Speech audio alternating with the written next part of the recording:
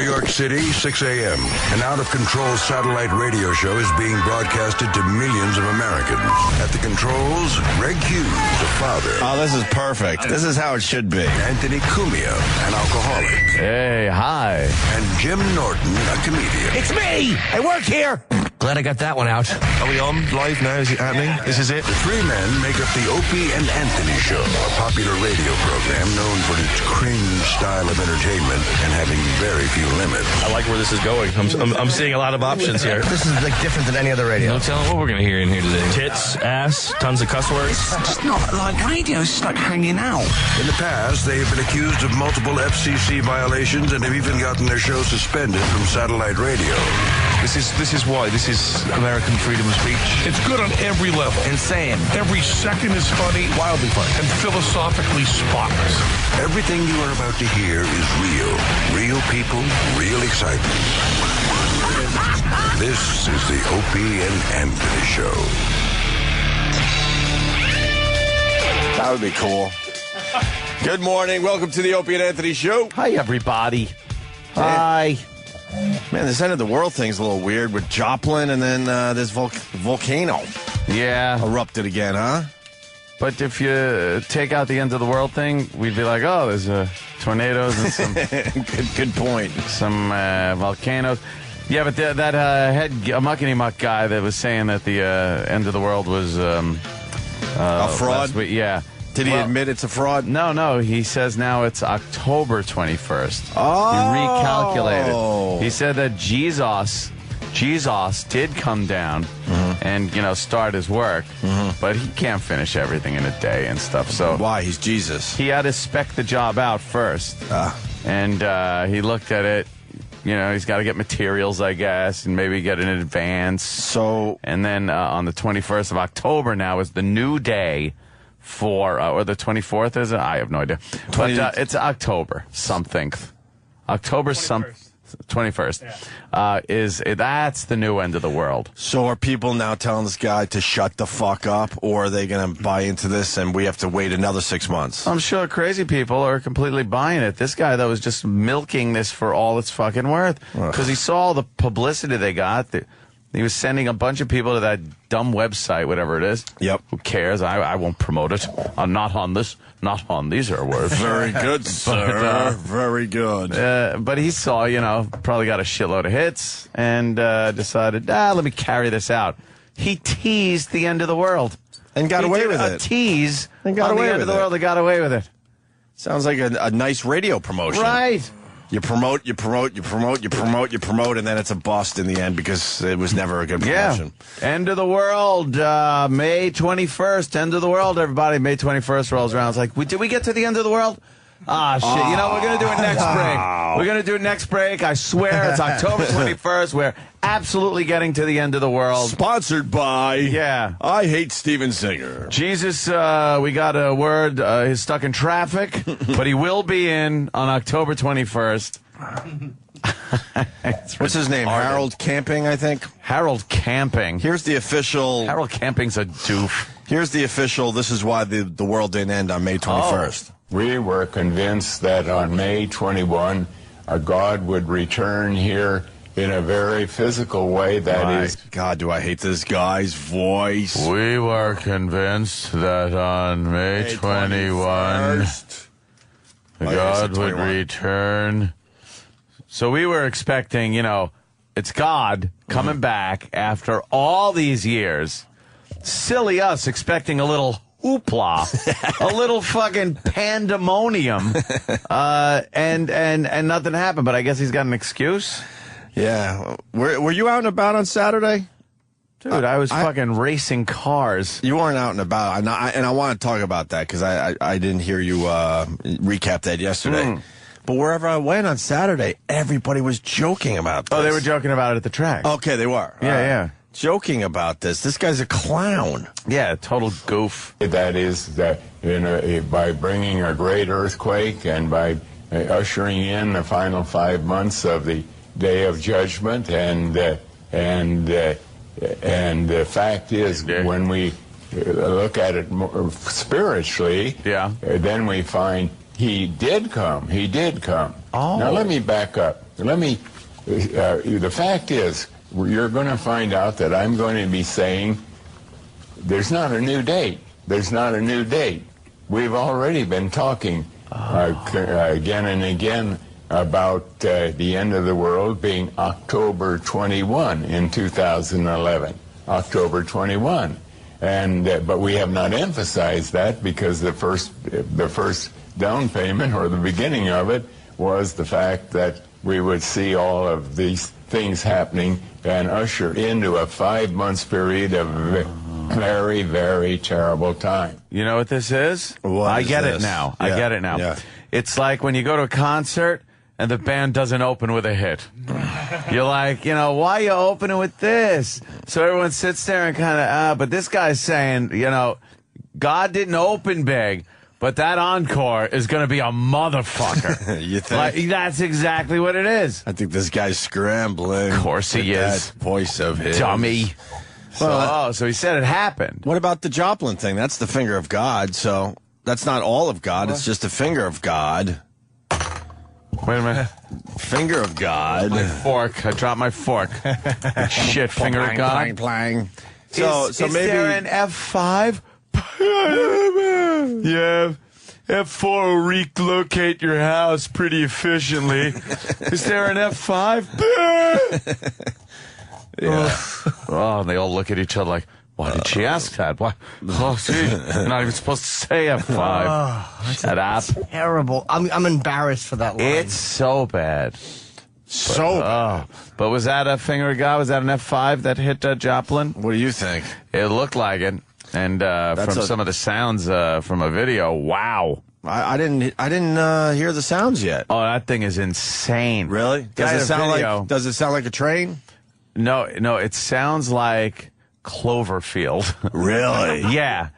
It sounds like a soundtrack to a movie. The guy has a video, but I guess, you know, obviously the lights are out in the place, and it's so dark from the clouds. You see some lightning in through the window every so often, and some very dark light through the window. They're being safe at first. They're in a store, and there's some kids in there, and they're upset. And they kind of are taking some kind of shelter. They're getting on the floor and stuff. But then, about a minute and 30 in, the shit starts hitting the fan. Uh-oh. And motherfucker, it sounds horrific. They're praying to God. They're telling each other they love each other. They thought they were dead. Who? Now, big flashes of lightning are starting to come through. As we wait for the action, who are the assholes that dislike a video like this? I saw that too. I was thinking the same thing. YouTube's got to wake up, and if you dislike a video like this, just get rid of these people. There's about 1.5 million views on this, 3,059 likes, and 161 people went, oh, real footage and audio during a tornado. Fuck that. I like it. Just a bunch of assholes. The guy didn't even get good video because it's primarily dark for the whole thing. What is it going to take for those assholes? It's very dark. What is it going to take for those assholes to like a video? Yeah. If you don't like something like this. Like this. This is amazing shit. You can kind of see they're in the store. It's, all the lights are out. The power's out.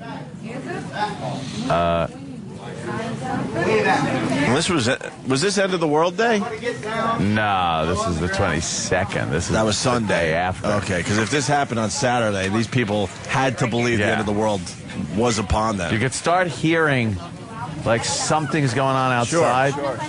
And they're like, okay, they're just chatting about safety. What? You hear that low rumbling? Yeah, and then shit starts shaking. Okay. Oh my God! We need it. And they're already scared. But this is nothing. Why aren't they running? There's nowhere to go. They have to stay inside in their shelter.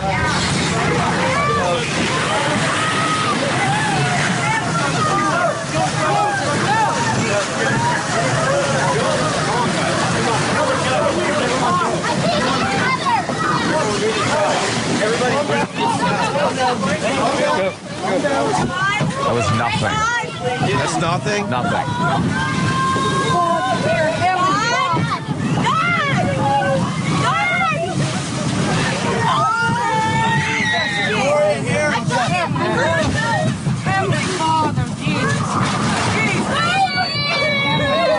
Some kids. We're good. We're good. No, you're not. We're gonna do it. Not yet. Here it comes.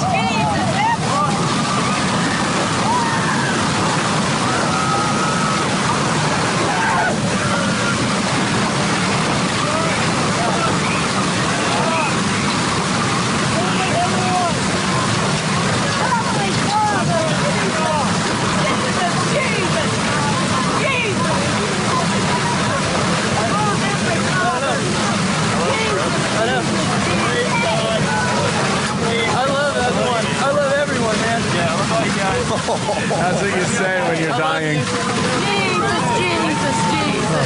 Heavenly Father. Thank you, for what? Sending this tornado. Yeah. By the way, I can see why you dislike this video. It's pitch black. It's good audio. That's what it is. What are you going to do?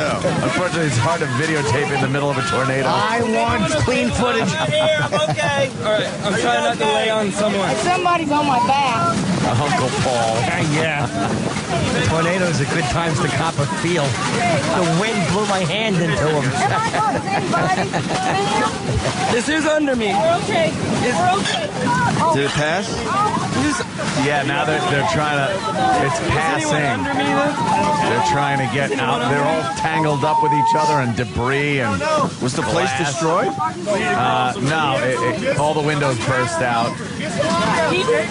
They're not sure if the whole place is fucked up or not.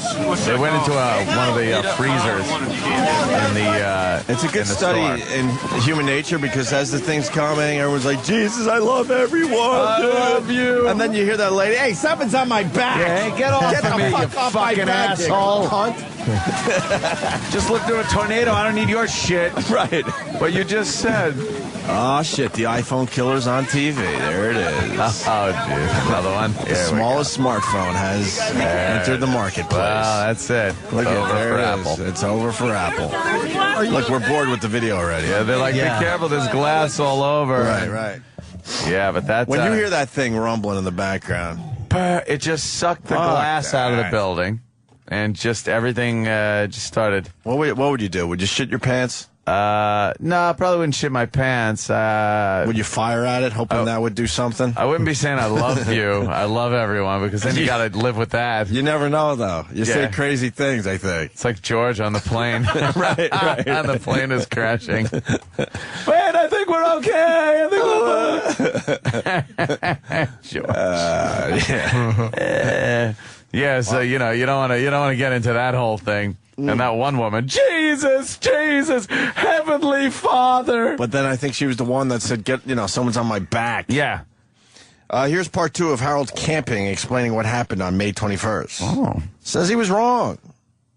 I'm willing to publicly apologize for what you said. I would like to publicly apologize for scaring half of you. I'm sorry I said it was the end of the world. I'm sorry I did that. It's funny he doesn't have to apologize. No, what the fuck? People wasted their life savings buying advertising for this scumbag. Oh, yeah. How many people bought into it, though? Are there numbers out? Oh, I think that... Because like I said, Saturday, wherever I went, people were like, well, 15 minutes before the end of the world. Yeah. Like really fucking joking it up.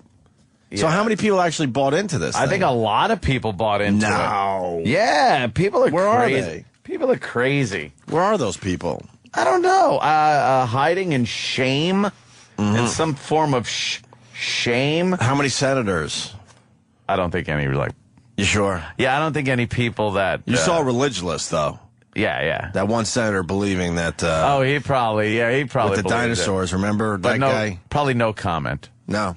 This was his latest apology. Yes. I'm sorry! Very upset. I did so many bad things! Yeah. 21, the character. For your mistake. I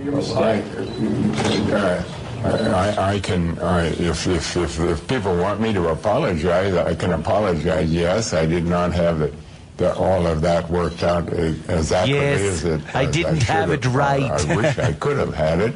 That doesn't bother me at all because I'm not a genius, And I pray all the time for wisdom, and when I make a... Well, we were kind of expecting a genius to come up with the fact that the Earth is ending May 21st, 2011. That you would assume right off the bat, wow, that's got to be a fucking genius. Or at least if you're not a genius, like all your research is going into this for your entire life. This is the moment you've been waiting for. You think he'd get it right. You think he got instruments? He's got instruments that he's constantly checking. Something. Hey, and somebody on the old Twitter says, why aren't they running LOL, Opie, your innocence makes me titter. Now, if you saw a tornado in the distance or started hearing some rumblings, wouldn't you just fucking run? You think you As would. a human being? But it's... I know that would probably not do much. It's yes, the worst, I understand that. the worst thing to do. So what do? Just You're supposed to seek hunker shelter. down? Hunker down? Yeah. And in that neck of the woods, you're supposed to have some type of place, that you can go and be safe. Would you run? Like, where are you going to run to? I don't know what it looks like outside during Maybe that? you try to find a cellar. It's a cellar door. I need a fruit cellar. Right. It's pitch black in the middle of the daytime when this is happening. Wait, that was the middle of the day. I'm not sure, but when it does happen in the daytime, it's pitch black also. And then the lightning is striking like crazy. You're getting hail. Like, you're going to run outside and play Tornado Pac-Man, just trying to fucking waka, hope the thing doesn't hit you. What if you have a shitty home as far as somewhere to go in a tornado? That's just What if you don't have a basement? Then you're fucked. You got to get into somewhere that is that you think will be secure and hope that the thing zigs and you're on the zag end of the whole thing. Well, you're supposed to go up to the roof, right? And like just take a ladder and hold on to the gutters. Yes, hold on. The gutters, they say, are the safest part of a house. I think you hold on to the gutter. You go on the roof with your brother with a big sheet. Yes. And you just kind of hold it and make a sail. I would grab a big 4x8 piece of plywood and hold on to it on the roof as tightly as possible. I would fucking run, man. That would be my instinct. I would just be willy-nilly running guy. I think the best thing to do is find some place. If you're in a trailer, you've already resigned your fact to the risk. And if it does hit you, I don't know what you're supposed to do. But if you're in a fortified building, bricks, like the Three Little Pigs say, and there's a basement in there, I think you're supposed to get into that motherfucker. All right. It's that's got to be insane. I've never been through a tornado. All right, fair enough then. I've been through a few. You've been through a few? Yeah, I was zipping around. It blew me one time before town's over. How'd you land so softly as to survive? I was just running. Oh. So you hit the ground running. Just hit me. I was like, boom. Back on the ground running. Yeah. Good for you. Almost wrecked my nightclub. All right. Scandals. And then my other one the first one was Escapades. Escapades and Scandals. Yeah, my nightclub is Scandals here in the city. Seashells. Wasn't there an Escapades? There was one on Long Island, wasn't there? It's always a Marriott bar. Yeah. Is named like Scandals or Escapades and things like that. And you go in there and there's just fat house frous and fucking midlife crisis guys just trying to hook up with each other. other. Trying to hook up, motherfucker. Here's the second half of Harold Camping explaining why the Earth. Boy, he's doing a lot of fucking bobbing and weaving. He should lose his radio gig over this. Yes. I pray all the time for wisdom, and when I make an error, then I say, yes, I was wrong. I have said that already. Error. More than several times tonight. I was wrong. It was to be understood spiritually, not physically, and yet the sense of it is still the same, that judgment has come. Your world is now under judgment where it was not prior to May 21. Wow. So spiritually, there's a big difference in the world that we can't detect it all with our eyes, but we can know from the Bible. Oh, that's wonderful. So it's happening right now as we speak. Judgment is being placed upon What does that mean? Evil. Can we change the evil? No, I think we're done. Why? Judgment means you're still being judged. Yeah, but you can't like the case has been done. The final. Oh, the case is over. Yeah, case is over. The defense and the prosecution have given their closing statements on your soul. Mm-hmm. And now it's just the jury's deliberating. Oh, boy. Jesus and God deliberating. There's no change. You can't present new evidence and stuff. It's done. And I don't think there's any appeals court to this one. So this is the on October 21st. That's it. This is the last one. So on October 21st, that's when the jury comes back with their verdict. Right. The jury being, our Lord and Savior. And if it is deemed that you are judged evil, you will be left, I guess, upon this earth to die a horrible death. And the good, you'll just see their clothes laying there in a pile because they will be risen up into the heavens to sit with the Heavenly Father. I don't get that, because wouldn't God allow you to just come up with your clothes so you don't look silly? I don't know. Who the fuck wants to be naked in front of a bunch of strangers? It'll make it look more dramatic to the people that are left in horror. If there's just piles of clothes, you're kind of like, holy shit. Of course, but that seems to be a real pain. Why doesn't he just take you and your clothes, and then you can figure it out when you get up there? Yeah. Maybe then you're in line and then they tell you to take your clothes off and get your heavenly robe at that point. Now, if you know that you're kind of a bad guy, right? Mm-hmm. And you know the 21st of October, it's all over, and you're being judged, and there's no redemption. You're done. Wouldn't you just go on a rape rampage or something? Of course. Robbery. Of course. And then blame this guy. And then blame this guy. Then blame this guy. Go, hey, I thought it was over. I'm screwed. I thought the rules didn't apply here, sir. I'm not sure about the redemption thing, but I think you're done. I think if Judgment Day is started, it's Judgment Day. It's not atonement. I think you're done. I don't think there's any deathbed confessions left. Tongue punch in Northport goes, this guy's using a magic 8-ball. That's the problem. He's just... signs point to. Try again later. I like when the 8-ball would get all lazy on your ass and tired. Try again later. And what kid would put it down and go, all right, I'll be back in like 2 hours. All right. Later meant one turn, like time it takes to turn it back over. Right. I'm in. So I guess we're done with this guy, or we're going to have to hear from him up until October? He's got one more in him, I think. Is he making money off this? I can't imagine... let's see. Family Radio, I guess, is his organization. It requested an extension to file their nonprofit paperwork. I guess they're required to submit financial documents in a lot of states where they solicit donations. And in Minnesota, they requested an extension from their July 15th deadline to November 15th, which is after October 21st. So... the legality and the paperwork so they could pocket a little more cash and shit like that, that goes past his deadline. It's got everyone paying attention to him. Bamboozled. We can't get anyone to pay attention to us, but this fucking guy came up with a great scheme. Why didn't we come up with this? This is a good one, because it's a hoax. Oh. We would have been screwed. Yeah, the hoax rule would have got us, right? Shock jocks Opie and Anthony in trouble again, predicting the end of the world. Meanwhile, they're reporting it like it's real news. Right. If we said it, we're just, oh boy. You might remember these two from the sex at St. Pat's Cathedral scandal. They're now saying the end of the world. People are calling for their ouster. Yeah, really? Did you guys get the audio from the news stations on Saturday?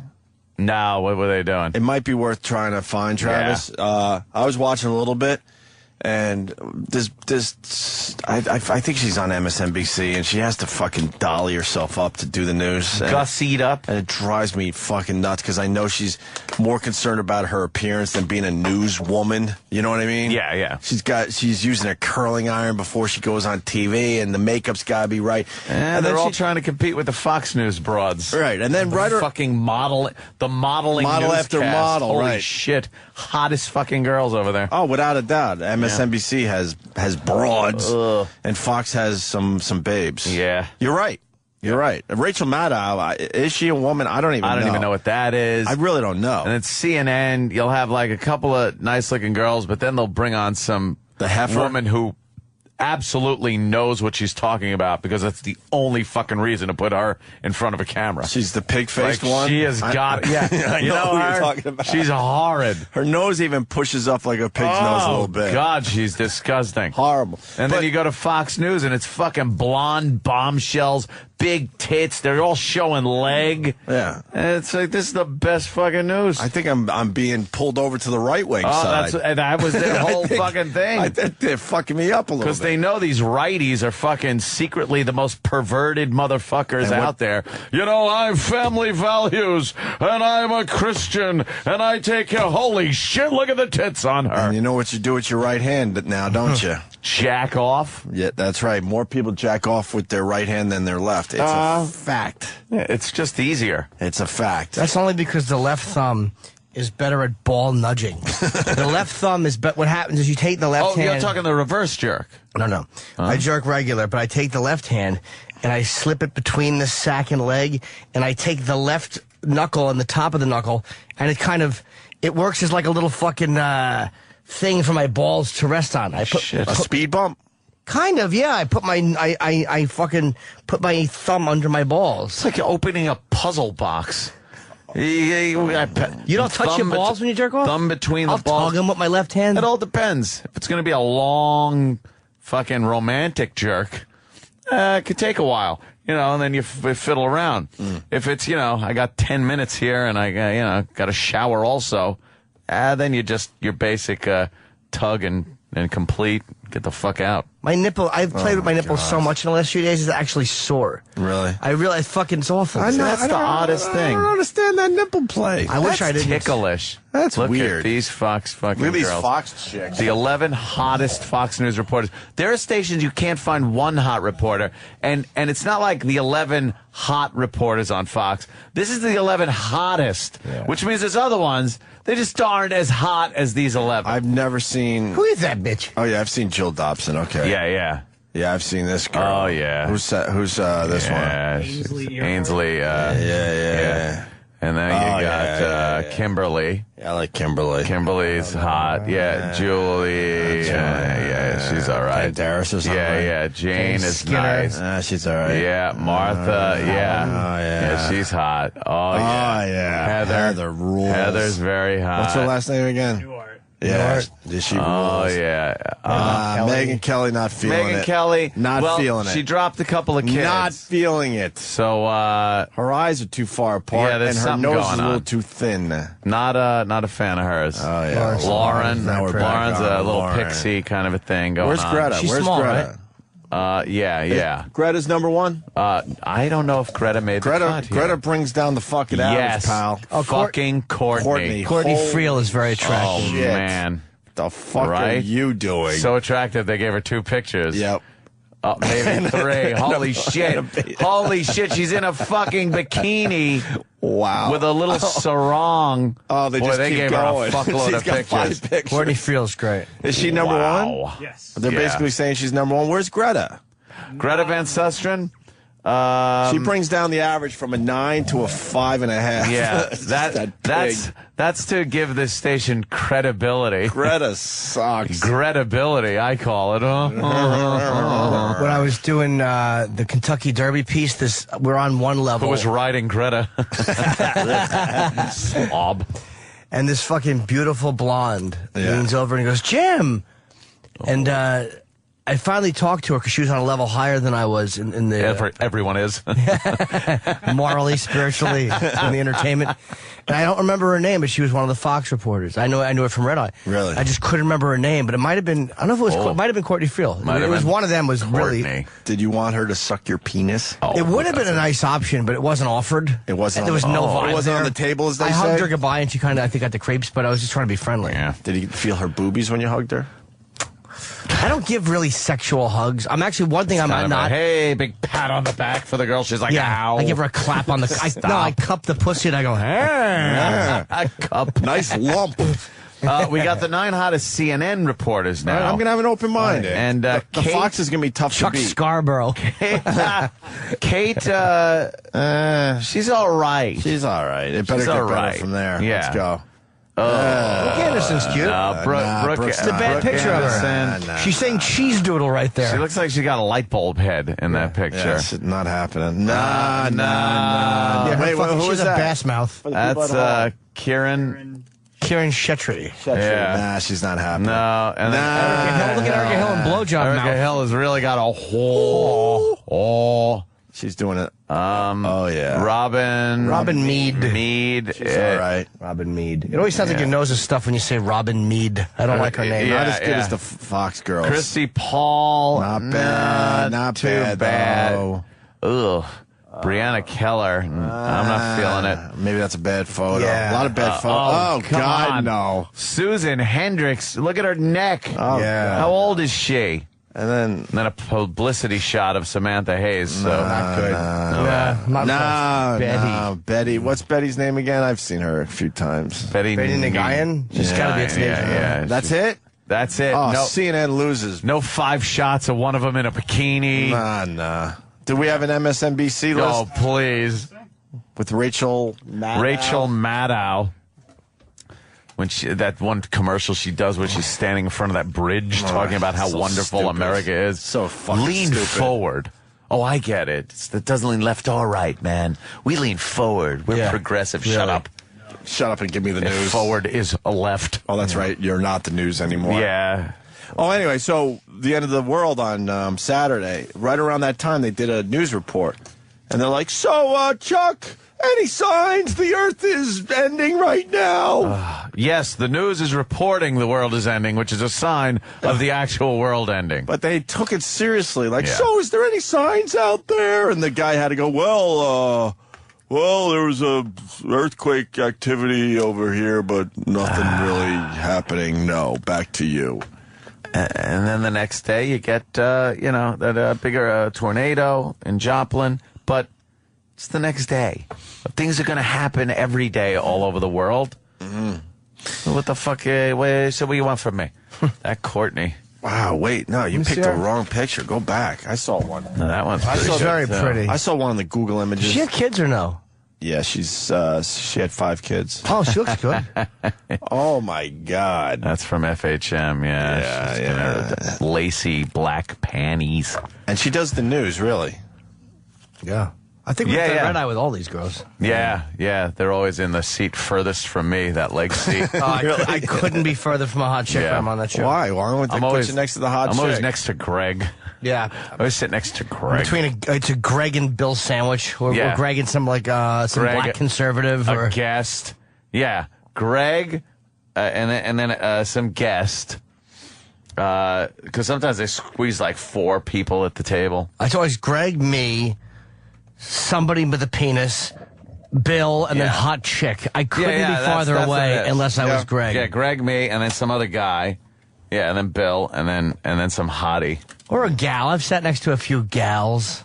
Have you sat next to a few gals? What's her name? Who's the one? Jebediah. Oh, yeah, It's very biblical sounding. Yeah, Jebediah. She tweets a lot. Does she? I was talking to her at Fox once, and I'm like, do you ever just tweet like, hey, my kitten jumped off the couch onto my lap, and it was adorable. Right.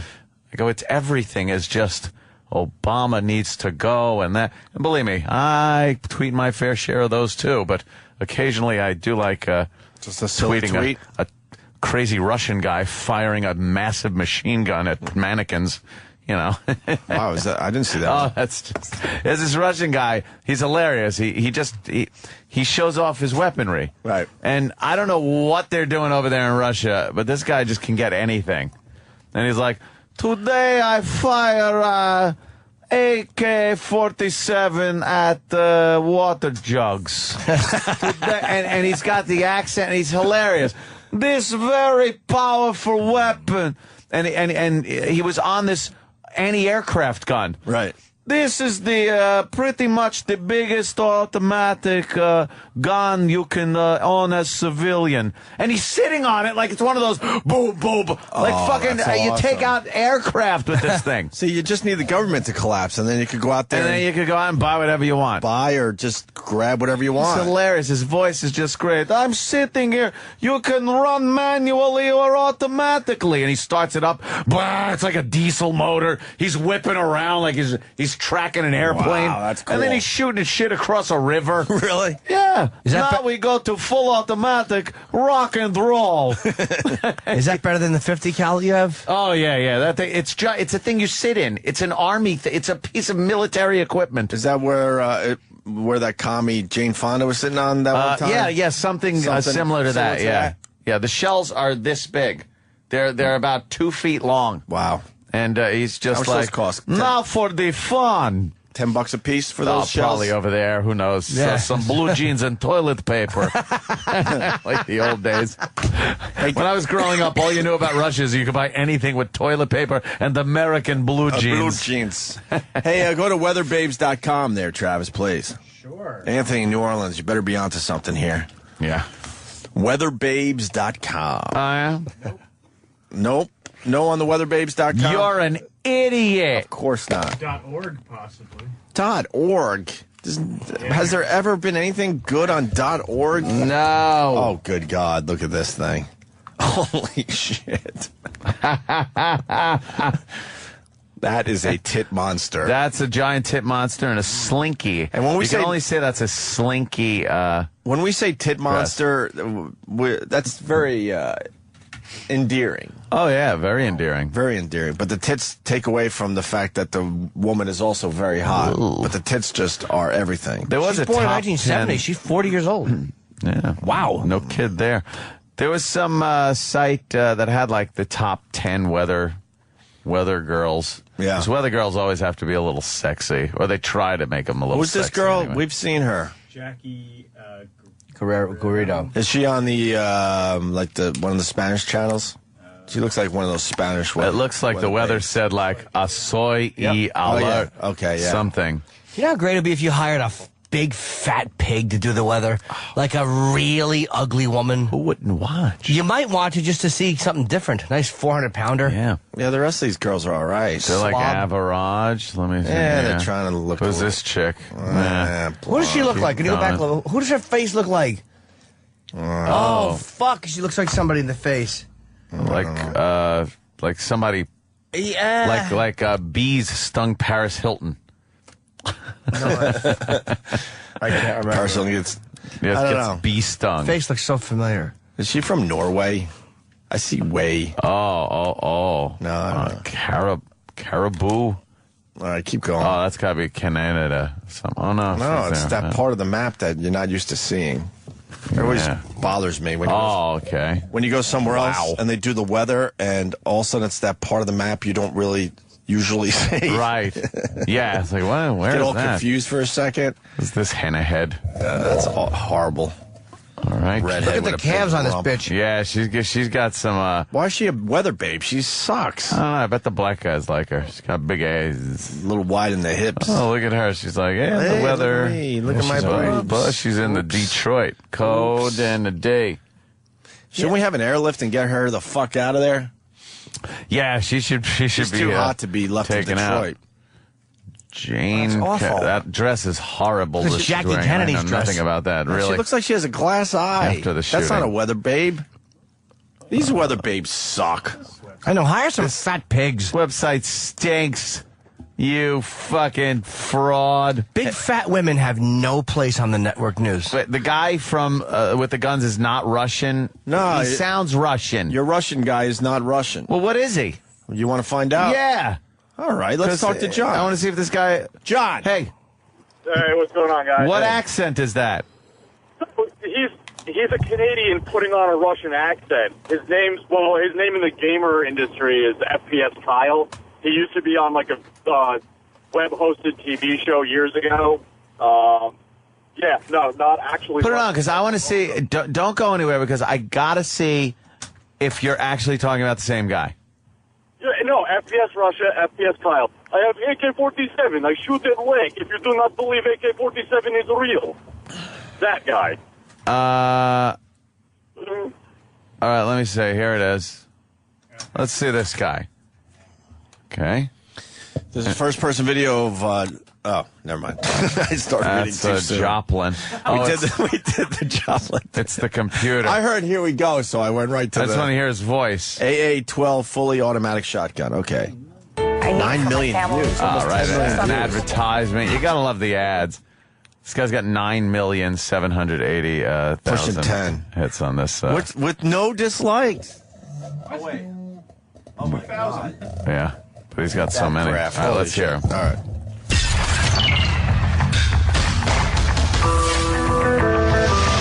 That's a Russian fucking... Yeah. Hello, my friends. It is FPS Russia, and I have something very nice for you today. This is the AA-12. It's a fully automatic 12-gauge shotgun. It's a military weapon. You're getting 300 rounds per minute. And the thing about this gun, it is complete stainless steel construction. And I think he's putting on the accent. Really? It just keeps going no matter what. In any weather condition, whether you're a Marine, funnier. You're a I think he's fantastic. everything. And he gets every kind of great weapon to fuck around with. 20-round drum mag. Also comes with 8-round box. Shut up! And got some cool targets for you today, so...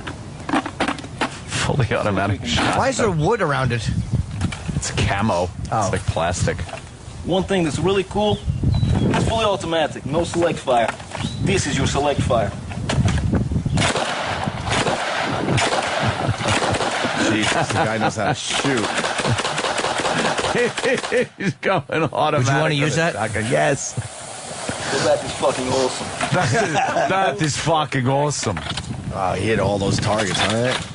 Throw a new magazine in. Wow. And one of the cool things, you've got many different kinds of ammunition. So for anti-personnel you have a round, for long range you have a round, even for anti-vehicles. So it works out very nice. Let's So this guy is not Russian. Yeah. Okay, so one of the really cool things about the AA-12 is door breaching. Normally you've got one guy with a shotgun, he breaches the door, followed by a team with M4 carbines or MP5s, whatever. With this, you're the entire entry team. You can blow the door out, then go in and deal with the threat. Now, I've got the breaching choke on here. You can see it's got teeth, so it jams in. It's not going to slip off. And worst case scenario, you can always poke someone with it and fuck their shit up. But the thing is, you never know how many deadbolts are on doors. This one's been blown up. This is what it normally is. There could be one here, here, here. With the AA-12, it doesn't matter. This guy's hilarious. The entire inside of the door is gone. It doesn't matter what's there. There's nothing left. Wow. Okay, so I got another. Holy shit. Guys, it's a long video. I don't know what his story is, so if he's he's not Russian. I would guess he's putting on the Russian accent after hearing that. It's funny. Which makes it good, though. Yeah. I don't know. Well, I'll have to do some research. Well, how do you know he's not Russian, though, John? All right. Well, he used to do a show. I don't know if you ever watched it, Anthony. It's called Pure Ownage. He's the guy who's directing that. That was FPS Doug and I forget the other guy. It was like 4 or 5 years ago. The show was kind of a big internet hit for WoW nerds and EverQuest nerds and everything. So yeah. And he was the director of that. He's one of their brothers, and then he went on to do his own thing. Yeah. I don't. But but it's fake. But in the old video, how do you know he's not Russian? Does he talk normal in his past projects? Yeah, but he was born in Canada, and he says shit like a boot. Okay. Really? But now he's like taking the Russian angle. It's like the fake Russian accent. Look it up. You can just type in "who is FPS Russia" and it just comes up. All right, right on, brother. I'll check it out. It's kind of funny. Thank you. All right, hey Travis, look up Chetta Johnson, Cheta, Chetta. That's a different way to spell cheddar. Is that her? What do you think? She looks pretty generic. Hot weather babe. Pretty generic. Yeah. She's, pretty, though. Yeah, she's definitely pretty. Yeah. But she's not dripping sex. Mm-hmm. That's what we need in our hot weather babe. Yeah. Where they're just dripping sexuality. like a slug trail down the thigh. Exactly, Jimmy. Her juicy vag just leaking pussy juices. Because She's horny all the time. I love when guys do that. What? It's like fucking, check this out. And you click and it's like, but everyone has their own taste. Well, that's just it. That's She's why too plain Jane for me. Yeah, that's why you never post that shit. You gotta be dripping sex. You gotta wear like if you're a hot weather girl, you gotta wear like a little top and some kind of like slacks that show off your pussy. That's right. Yep. And a bra that might be a little too tight where it might just burst at any moment. Mushes your bosoms together. Showing her tits. Wow, her big tits. Yeah. And her fat pussy. Yeah, like, no, I just want to kiss your leg, maybe touch your breast and lick your pussy. You have to bark it at her. Of course you do. That's the only way it works. Hey, is the Oprah going away? Oprah's last show's tomorrow. Yes. But they're doing a whole, a couple of days, I guess. It's star-studded. Madonna came out, used her affected voice. Really? Yeah. Dead or alive? The alive list has one name on it. Oprah. And it was like, Oprah Winfrey. Because of you, Beyonce. women everywhere have graduated. No, that's Beyonce. Tara. That's motherfucking Beyonce, bitch. That's Beyonce. There's Tara. Oh, wow. Beyonce. So all these powerful and women. Halle Berry. All these powerful women came out to kind of roast her. The whole Beyonce woman empowerment thing, she did it on that stupid Billboard Awards show. Right. It's like this whole empowerment, women of power, we are that. And what she's doing to show that women have this power is shaking her fucking ass, gyrating like she's fucking an invisible man, and shaking her tits. I'm watching this just going, really? Is that your idea of empowerment? That's really Really? Because all we're doing is looking, going, wow, look at her ass and tits and pussy. Pussy! Look at her shaking her pussy. And then she also has frills, or what is it called? Like frilly shit around her ass, so when it shakes, it looks even better. Like it's feathers in the wild kingdom. I got to clear this up. And how can you say Megyn Kelly? How can you say Megyn Kelly is fucking sexy? I didn't, you dumb fucking cocksucker. We all just said it's. We like, all went. It's like popped she's up. there. I go. She's had too many kids now. She and I didn't say shit about being sexy. I might have said. You fucking asshole. Go back to Megyn Kelly. God. Let's give her another look. Let's give her a look-see. A little look-see. Oh, you're on fucking notice. Damn. You're on notice. Let's see this Megyn Kelly. One more slip up. She sucks. No. She's kind of. Oh, she's. Give me like a picture that's like even 5 years old. She's weird. She's got a weird, like, it's almost too masculine thing going on with her. And her eyes are too far apart. She was with, or is she still with fucking, who? Dummy? Who? Fucking, who? She used to do his radio show, I think. O'Reilly? O'Reilly? I think she pops up on O'Reilly's show. Was he dating her? No, Jesus, not O'Reilly. He's a happily married man. Yeah. Oh, was he married? We all have to forget about the shenanigans he was involved with for a while there. Sounded like a transcript, didn't it? The way the audio. Oh, right. Yeah, that kind of went away. He made that go away. Speaking of things going away, our little friend from the International Monetary Fund. Wow. That guy, it's right on the cover. The of IMF guy? Yeah. First of all, didn't they find semen on the maid's fucking outfit? Semen? Yes. DNA has been found. This guy. They call it DNA. So and then they took we read that as semen. Yeah, and his blood. And they found they took pieces of the carpet and found DNA on that. So like he's Droplets? just going around and like pre-cum is swinging out of his dick. What's the blood about? She pushed him, and his back hit something, and they found a little bit of blood on that. Oh. But his people are going to get to her family, and she probably won't want to testify. And they think they have enough anyway, but without the victim saying it's tough. They're sending people to Africa, this remote African village, and the cover of the New York Post has her family, the maid's family, in Africa. Why did that one guy get so tall? that guy is giant. Yeah, they have a giant in their family, and then everyone else is kind of normal size. There's old storyteller guy who gets around the fire and tells stories. That guy played with Muddy Waters. Did he play with Muddy Waters at some point? Yes. And then there's the children. 1, 2, 3, 4, 5, 6 children. They're wearing old Crocs. Not the shoes, actual crocodiles on their feet. Is what, Baby crocodiles. There are plastic Crocs, and they're all cracking. And I do see a World Championship Patriots jersey that they're wearing. And there's a little bald alien kid. All the kids have hair except for the one creepy bald alien kid in the front. Yeah. Looks like Nick Van Exel. It's very unpleasant. So if these people know that they can go from this to, It's the Beverly Hillbillies. Beverly Hillbillies of Africa. Look, man. Holy shit. Serengeti Hillbillies. Beverly Savages. Go from Africa, cooking Bwana in a big black pot. I know Bwana. Bwana! I know Bwana. Bwana! If crazy white man. If you're in that situation, yeah. Wouldn't you call up your relative and go, come on, was it really that bad? Yeah, how bad was it? I mean, come on. The women here are being raped constantly. Right. Can't you take one for the team? You know how we live back here. Yeah. You start calling, making some phone calls. Making some calls. Was it really that bad? Making some calls.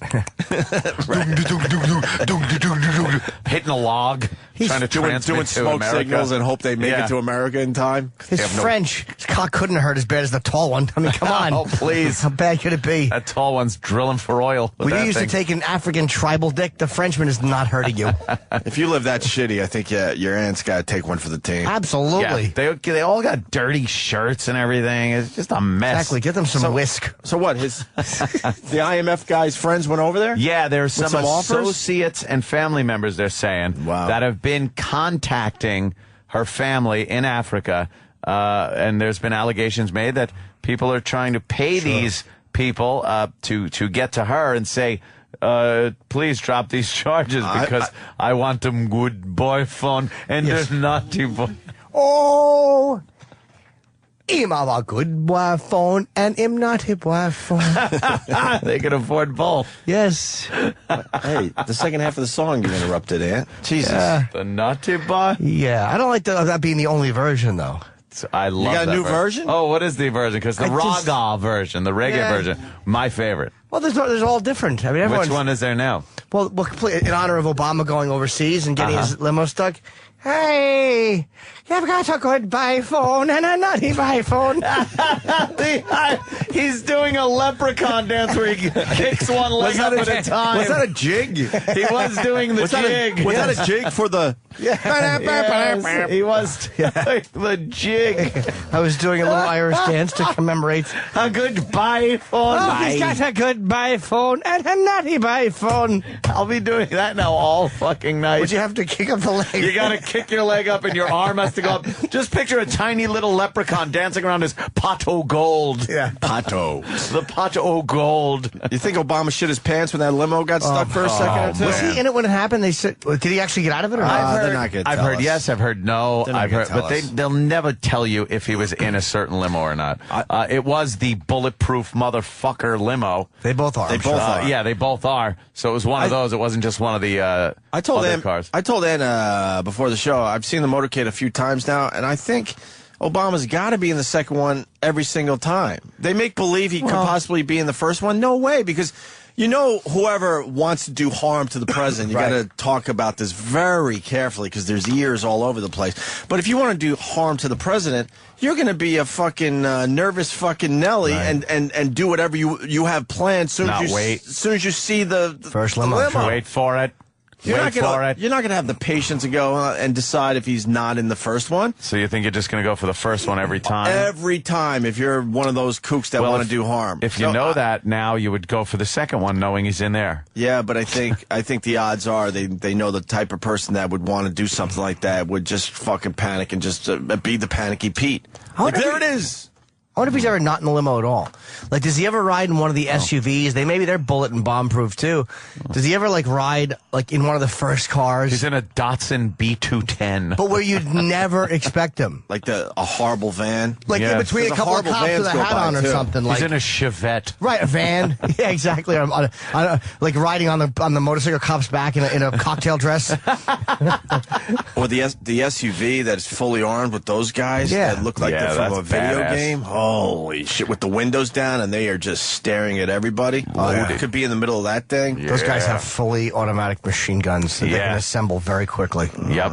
And I've seen some shots of those guys where they're just carrying those guns with the windows open, the back hatch opened, and they're just looking like, we'll fucking decimate anybody that's they will. even comes near us. I want to go to the White House. I want to see like the West Wing, but you need like a 6-week. There's a huge security waiting clearance. list. You got to wait for your security. I think so. Pass. I got my picture back, by the way, with the fucking what's that guy? Secretary of the Army. He's the head of the Army. The head of the Army. Yeah, he's the guy who Can I runs. see your phone? The Army man. Fuck. G.I. Joe? No, he's a civilian. He's the civilian head of the Army. G.I. Joe, fighting man from head to toe. But they said that there's like a white barricade around it. I don't know why there's a white barrier around it. Oh, well, it happens. Hey, can we take a break? Oh, yeah, we got to eat. When we get back, I do have local news coverage of Judgment Day. These fucking assholes. Judgment Day. Also, I wasn't here yesterday, and I'm sure you guys talked about it, but I need to know about the Poconos, and I need to know a little more about Kareem Abdul-Jabbar, motherfucker. Jimmy's meeting of Kareem. I was lazy, man. I could have came back with Jimmy. I'm such an asshole. And that's a huge one. He's the leading scorer in NBA history. I was telling Jimmy I saw Jimmy on the street the other day. I'm like, he's got to be top 5 greatest athletes of all time. And Roger Murdoch. What about Roger? Great pilot. Yeah, he's the co-pilot. Jesus, yeah. I'm the co-pilot. Give me your top 5 athletes of all time.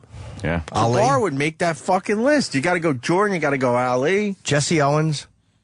Ali. Babe Ruth. Got to go Ruth. Yeah, I guess. I don't know, man. Athlete of all time. Maybe. Maybe you do. Jabbar is close. Maybe he doesn't make the top 5, but he is way the Bill fuck Buckner? Bill fucking Bill Buckner? I appreciate his work. Pele? Yeah, for soccer. Pele. He's not for us, but they stopped the Civil War one time. Pele. If this country cared about soccer, then I would put him on the list.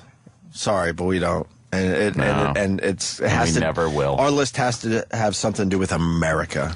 Jimmy, America. He's certainly the biggest basketball player. I think he is. I mean, come on. Michael Jordan didn't come close to his record. He retired, but... No. Well, yeah, but Jordan decided to sit out, when he was at the top of his fucking game. He could have been closer. How far was Jordan away from... Huh? Oh, I didn't know he was that close. Is he right? Is he between Wilt and... 6,000's about 2 to... Karl Malone's number 2. Yeah. Is Malone 2? I thought fucking Jordan was 2. No. Malone is less than 2,000 away. Is he still playing? No. Oh, he is done. Okay, good. Yeah, Malone's been done for a while. No, the only active guy on the top list is Kobe Bryant. He's at number 6. He's about 11,000. I hope he doesn't make it. He's a twat. I want Kareem to have it. 11,000's about... That's doable. That's 4 good seasons, right? About? I don't know. I think a good season you're doing... It's 2 good games. 2 good games. There you go. I don't like Kobe's. I hope Kareem Jim keeps that Thorpe record. on your athlete list. Get the fuck out of here. Come on. Jim Thorpe. There's no footage. Deion Sanders. You have to have footage of the guy. Bo Jackson. Bo Nose. Remember Bo Nose? Bo was a bust. And my picture with Kareem is a fucking good one, too. Pele, Muhammad Ali. I want to get that blown up. Yeah. Who would be on your list, Dan? Jim Brown. Not a huge sports guy, I understand. No. Who would be on your list? All time? Yeah. You got to go Ali. Oh, God. That's a guarantee. Sugar Ray Robinson? Jesus Christ. I think if you have Ali, that's it. You can't throw another fighter in there. But I mean, if they're legitimate, if Ali was then it wouldn't even be Ali. Probably it'd be Sugar Ray Robinson if it was. 50, I prefer Ali. Top 50 athletes of all the 20th century. Who Gretzky. Who put this together? This was ESPN Sports Century. Ooh! Is Kareem even on? Wow, Kareem's not even up there. Kareem is number 26. Ted Williams. Well, they go Michael Jordan number 1. They go Babe Ruth number 2. Babe Ruth number 2. And Allie, yeah, maybe. And Allie, Fat load. And Allie 3. We had 3 of the top 5, and then they went Jim Brown, Wayne Gretzky. Wayne Gretzky was fucking assholes. How is Ali behind Babe Ruth? He fucking knocked out George Foreman. He knocked out fucking Foreman. Babe Ruth fucked a lot of girls, and he was fat, and he smoked cigars and still played ball. Ali went to jail, or he didn't go to jail, but he was out of the game for 3 years, and then he fucking knocked out George Foreman. Yeah. How is he behind fucking Michael Jordan, who threw a ball in a hoop? How is every boxer not above fucking Michael Jordan? You can make everything sound so like... But how is Sugar Ray Robinson not against him? Over Michael Jordan? Or fucking LaMotta, who never got knocked down? It's hard to put another fighter up there if you have Ali. I'm telling you. They should all be fighters. Do. They're tough. They're top athletes. This top 10. So then you got Wayne Gretzky at 5, Jesse Owens at 6, Jim Thorpe at 7, Willie Mays at 8, Jack Nicklaus at 9, and Babe Zaharis. Wait, let me get this. So Jesse Owens, and then your next fighter is Joe Louis at 11. Jesse Owens, who fucking ran against racehorses, is behind Wayne Gretzky, who skated. Yeah, how the fuck does that make sense? That makes sense because running a race against a racehorse was just silly. While he was skating, he didn't even have a chance. He did happen to put the puck in a goal a few times. No, but I'm saying, as far as being a pure athlete, he also won in Munich, Jesse Owens, and Hitler refused to shake his hand. Jesse Owens should take him off the fucking list right there. Didn't Jesse Owens only have to run 100 yards and the stupid horse had to run a quarter? I mean, come on. Still. It was a head start. It was horrible. He got a head start or something. That's wacky sports. Zany. I don't like wacky sports. Muhammad Ali did wacky sports. What did he do? Yes, he did. The exhibition things. The wrestling thing. Yeah. Where he fucking fought a wrestler. And the wrestler was just on his back the entire time. So fucking Ali did wacky sports. Jordan never did wacky sports. Fucking Sugar Jordan did wacky sports. He did baseball. That's wacky sports. I put the oil can up there. The Boyd? Yeah, sure. He was crazy. The Boyd? That was fun. They're just trying to mix up all the sports to be, again, that's like putting a woman on a list or a black guy on a list or a white guy on a list just because you have to. Don't tell me that fucking... Why am I taking this so seriously? The list isn't that bad, Jimmy. Sugar Ray Robinson. It's not that bad at all. It stinks. Sugar Ray Robinson's 24. Hold on. And fucking number 11 is Joe Louis. Joe Louis is 5 behind fucking Wayne Gretzky. But that's because Ali, using my theory, if you put a boxer way up there, then you can't put another boxer close. And that's why, if you have Jordan up there, that's why you got to push Kareem down on the list. I get it. Will Chamberlain's 13th place. Will fucking Chamberlain scored 100 points in one game, and he's in 13th place. No, it's an athlete list. Which Babe Ruth hit over 700 home runs, and before that, he was a very successful pitcher. And he was you're right. And Babe Ruth was also hitting more home runs than teams were back then. That's why I didn't go. I freaked out, and then I went, oh, okay, I kind of get it comparatively. Where's Macho Man on this list? The Macho Man. Where's the Macho Last Man? on the driving list. Oh, yeah. Who else? Go down the list more. Look, Aaron surpassed Ruth, and Aaron's 14.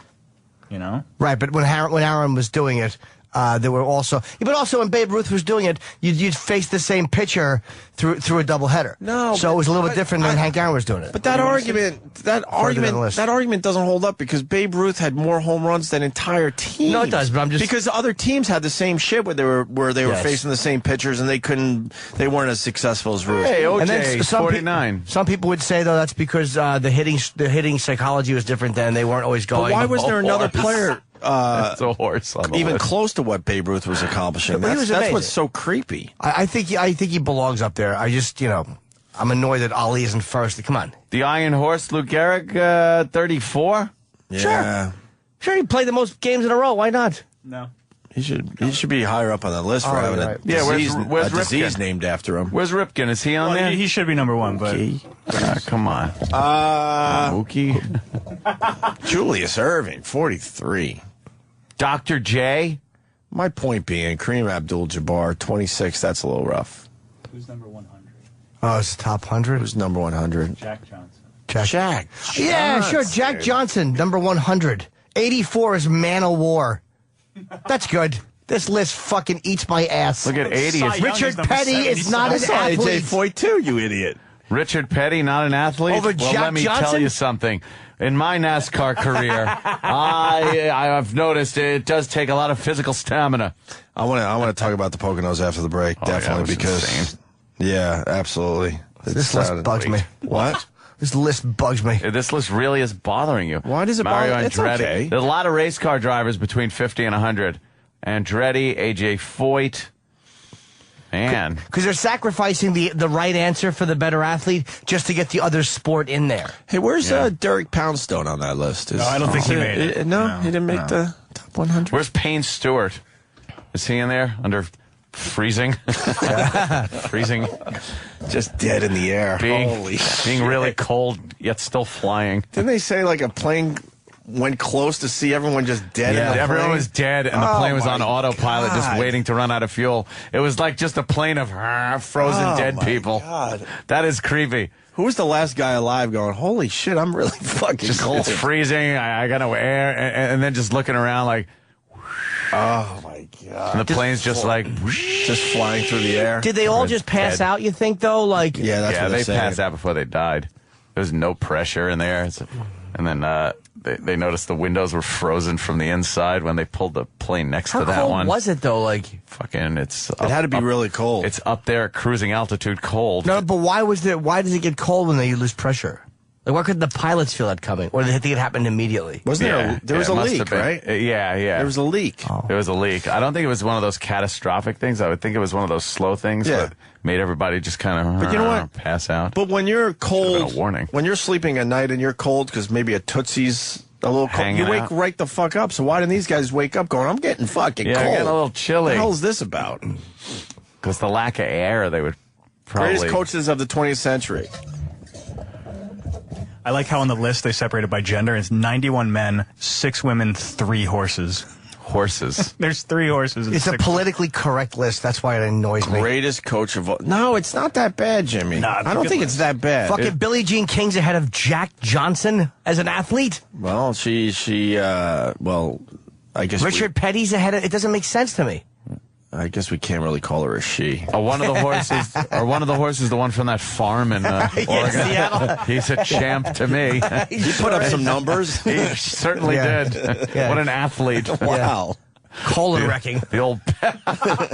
He's great at that pelvic thrust move. Uh-oh. His friend tried to block, but nope, he bust right through. Perforated colon with a horse cock. He's got a good hoof phone and a naughty hoof phone. the horsey version. With that, we're going to go to break. Oh, yeah. All right. Oh, Jimmy Fallon's stopping by today, right? Yes. Cool. That's very cool. He's got a new little... Do you call it a book? It's got pages and covers. I know it's a great bit on his show, the thank yous that he does on Fridays. And now he made a book out of it called Thank You Notes. Jimmy Fallon with the Writers of Late Night. And it's a little like coffee table book, right? Yes. Throw it up there. It's got legs that fold out. This is a great toilet book. Like this is the one you keep in the bathroom. It's like a joke book and you read on the ball. These books are great for that. You could read this in probably 2 shits. Depends. I think you could read this in 2 shits. Depends. You got to sit there and let your ass cool off. Yeah. It's going to take a while. All right. Hit that, E. The virus. Get in touch with the Opie and Anthony Show. 866-WOW-1-WOW. Send your feedback to feedback@opieandanthony.com. Opie and Anthony.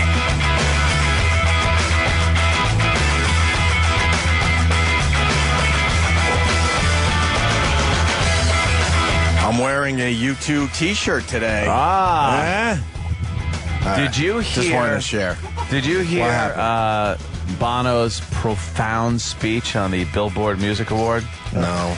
Wow. I couldn't watch I tried to watch the Billboard Music Awards. Horrid. I saw the Beyonce thing. It so happened that's the part I caught. Which is dancing in front of a screen and it's like what? What did Bono say? Bono babbled for 3 minutes, maybe not even, and then was just removed by one of the other guys in the band. What do you mean? Just kind of pushed to the side and we'd like to thank because what were they getting? Bono was just some kind of fucking You Rule award. Humanitarian, or was it for his music? What was he doing? It was for their tour or some shit, being amazing and everything. Okay. And they went for 15 minutes showing the tour and what goes into putting on putting up that set and everything. Mm-hmm. And they go, and now, ladies and gentlemen, you too. And they just walk out. It's like, they couldn't play a song or something? No, they're at that point in their careers. They don't have to play a song. They don't have to play a song anymore. But and then Bono got on mic and just started rambling about, you can make music in like your living room, and you can make music on a little piece of carpet or whatever. And then, like, it was just like, hey, yeah, okay, Bono, yeah. And thank you for... He was just trying to be profound. He was trying, but it was like, it wasn't about apartheid. It wasn't about fucking starvation. It must suck to try to be profound all the time. He seems to be one of those guys that he thinks he has to be profound every time he's in front of a microphone. Every time. I think he lost it, though. It was like, when he was like, we go to cure AIDS and stuff like that. It's like, all right, whatever. But he's been around long enough to know that it's all bullshit and nothing really changes. Yeah, nothing changes. But when changes. he was young and full of fucking cum and piss and whatever the saying is. He was ready to piss and vinegar. rock. He was going to change the world, but now he's in his late 40s. He might even be in his 50s at this point. He's like, shit, nothing really changes. Yeah, nothing changed. We barely saved any of the rainforest at this point. We've been fighting that cause for 20 years. So instead of donating money to stuff, let's just build an amazing set that costs millions and truck it around. And it's amazing, right? All that money wasted. Why not just do, like, if that's the issue, why not just do a simple set? Why would you spend that much on a fucking worthless show? Their set is crazy. These fucking guys, a pompous ass. Well, these guys aren't aging, though. That's kind of creepy. Well, Bono, on a close-up they showed during the Billboard Music Award, you could see, The Edge hasn't aged. No, the Edge looks like the But Edge. if you wear a hat like that all the time, he's like a keeps you cartoon. young. The Edge is like a cartoon character. He just has one outfit. There's a lot of medicine in that hair, though, huh? They all got medicine in their hair. Yeah, a little medicine. Well, not all of them, I guess. What's his name doesn't? Yeah. He's like the fucking Charlie Watts of the band. He doesn't care. I don't really know his name. I love this band. Gilbert Godfrey. That's what he looks like. Godfrey. There you go. Really quickly, I was driving home from Philly, and I wanted to check out our channel because we had a lot of excitement on our channel over the weekend. Yes. And I discovered my car is 2 years old now, I guess. Uh-huh. And I think we're on Sirius 206. I know we goof about that from time to time because the channel change really fucking got everyone confused. XM 105, Sirius 206. That's it, right? Yeah. So, I'm driving home and I'm thinking to myself, man, there's a lot going on our channel. I want to check it out, see how it's sounding. Long story short, my fucking car does not get Sirius 206. Oh, it doesn't. What the fuck is that about? Without bitching and complaining and yelling and screaming about this stupid company. Why doesn't my car get 206? Could someone explain this to me? What a coincidence, because as I was driving home in the Shelby, which I have a Sirius radio in and a Sirius account, I, too, was searching for the virus. And to no avail. You didn't have it either? To no avail could I... We didn't even talk about truck either. You're kidding. No, I talked to Gary. We didn't even talk about this off air. No, you have to give the number. You have to give your radio Opie, number. Anthony, and Jim Norton, it's we our channel. Can't listen and to we can't listen to our own channel in our cars. And don't fuck up my XM account with the Escalade, because that ain't the one. It's the Shelby. You have to get what does the radio, that mean? You have to get the number off the radio. Why? It's just they probably have to. I'm guessing they have to reset. But I think that's all they have to do. Reset? Do they? No, I think they have to add the premium maybe they XM do. package, which they pulled from us when they Why would they switched pull it from channels. us? Why? They switched channels and went like, fuck them. Let them just go to the basic shit. And then I went through every single channel because I thought I was missing something. Our channel wouldn't even come up on my radio. 206 doesn't even exist. It goes like... So what? It's going to exist after they do what? And what do I have to do? Who do I talk to? Like, this is a pain in the ass. You can't make it such a pain in the ass to get people to listen. No. Because I gave up. I'm like, you know what? I don't need to listen to me. You know how many listeners we lost? Stupid. You know how many listeners we probably lost through this changeover of channels? Well, don't you think the advertising will reflect? Oh, right. That doesn't wait a exist minute. either. That's right. Right. You're right. We probably did because people don't know where it is.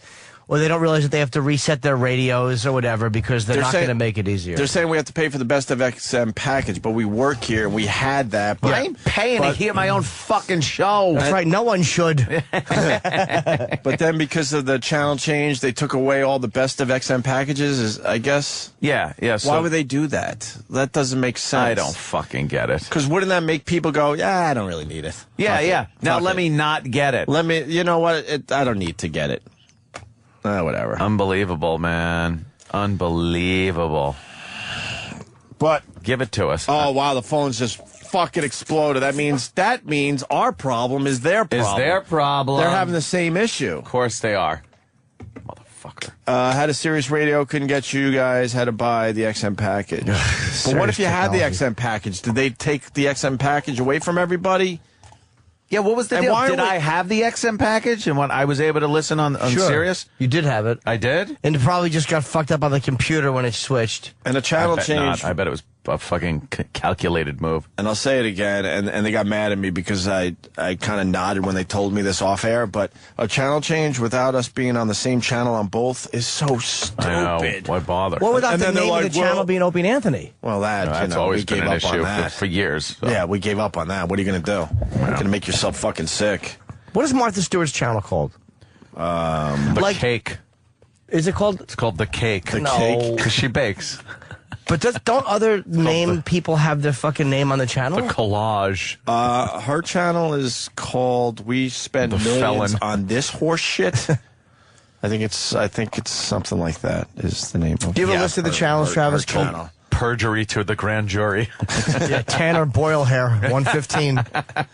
Give her a little tussling. It's called No One Gives a Shit About Your Treats. So, wait, Stewart. Baskets. So, Martha Stewart, is that her channel name? Yes. Martha Stewart Living Radio. Yeah. This argument, by the way, that, Opie and Anthony are not the only show on the platform, I get that. But is Martha Stewart on 24 hours a day? No, she's not. Unfortunately, no. But why is her name? Why is Oprah Radio when fucking Oprah is not always on? So that fucking argument we've been given is shit. We've been given it since XM. This is not new with Sirius. Well, you also have Ron and Fez, and there's no disrespect to them, or other shows on the weekend. Right. Fine. But people who are looking for Opie and Anthony should be able to see the Opie and Anthony thing instead of the virus. If the company does not want the name of this show associated with it. And I'm not being paranoid and crazy. It'll be fun to see who's on the virus after we're long gone.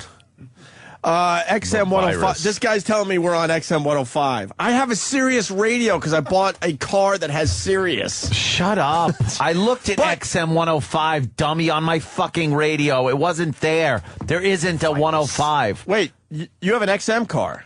I have an XM Escalade, so which I get everything. Wait a minute. I have a Sirius. What are you talking about? In my Escalade, I have XM. Because this could be a bigger problem then. In my Escalade, I have XM. Right. So I go to 105 and I get the virus. Right. In my Shelby, I have a Sirius account. Right. I cannot get our show. Yeah, okay, that makes sense. Yeah, okay. But which is, But see, that guy's confused because he's saying it's XM 105. That's XM 105. But that's dummy. That's the point I'm making. This is very confusing for a lot of people. This guy's trying to help us out, but he's confused too. He's totally confused. I have XM in the house, so yes, I get us on 105. Yeah. We're not talking about XM. But my car is Sirius, and for some reason they said, you know what? He doesn't need the best of package anymore. Who's he? Yeah. So then I couldn't even listen to our own channel over the weekend with all these exciting things happening. The virus. With Rogan. Yeah, right. Rogan comes on and we can't. That's why I want to check it out. I'm like, I want to see how I don't listen to our channel a lot because we want to get away from this a little bit. We got more people trying to help, Opie, and it's just not working. What? Fat Matt is saying exit 105 off the Parkway is Red Bank. Is it? Yeah. Nice. I don't think he understands the problem we're really trying to get across here. It's not an exit. It's our show. Is there any answers coming from down the hall? I really want to know why I couldn't listen to our channel over the weekend. I want to know why the name of the channel.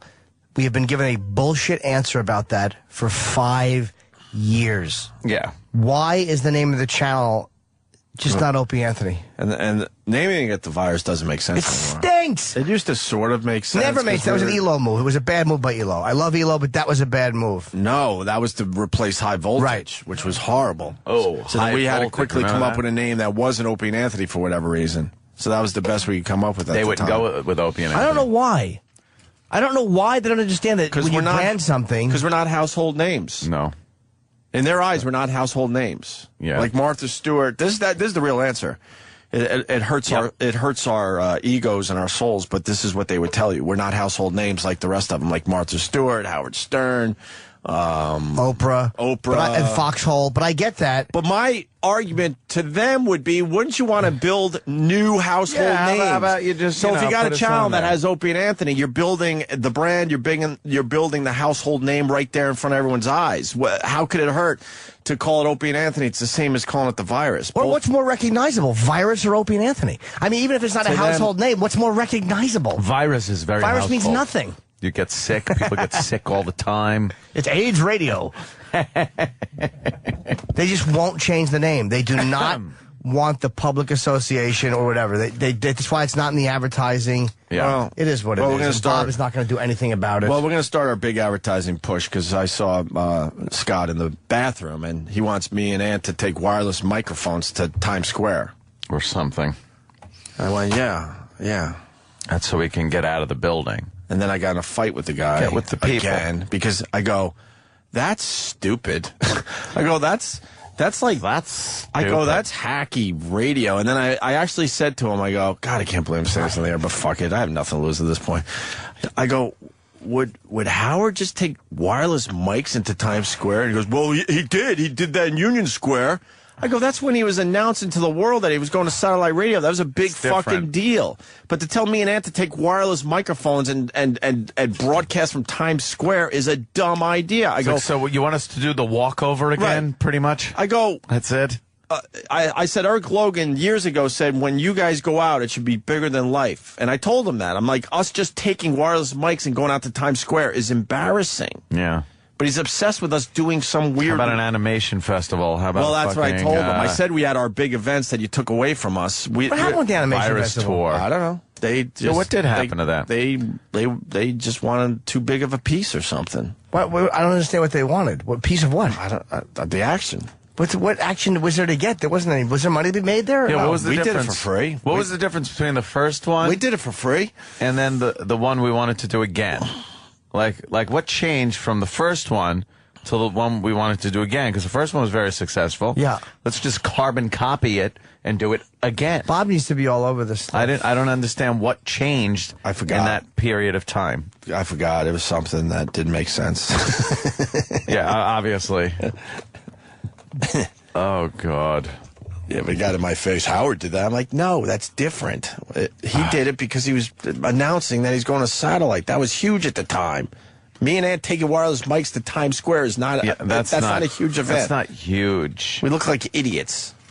But that's what they think of us. That's why. Look like assholes, man. That's what they think of us. They think we're still like just a hacky fucking, radio show that should be broadcasting from gas stations and such.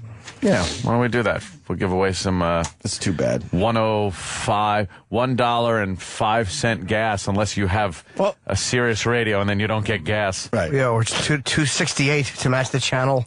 It's two different prices. Two different prices. Hey, what kind of car you roll Other up people with? can't get it at all. Leave. You can't get it. Exactly. Have some fucking diesel, shithead.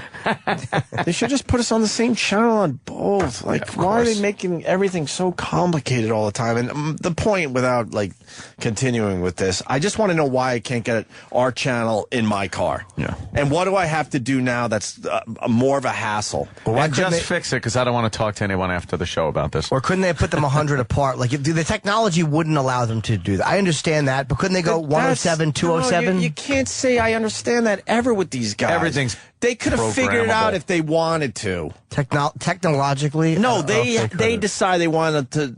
All right, then make us 206 on both. We don't need to be on 105. They could switch. They could put us on any channel. It's more important to be on the same fucking channel on both platforms. So they could have figured it out. They could put us on any channel. They own the company. They could have figured it out. Yeah.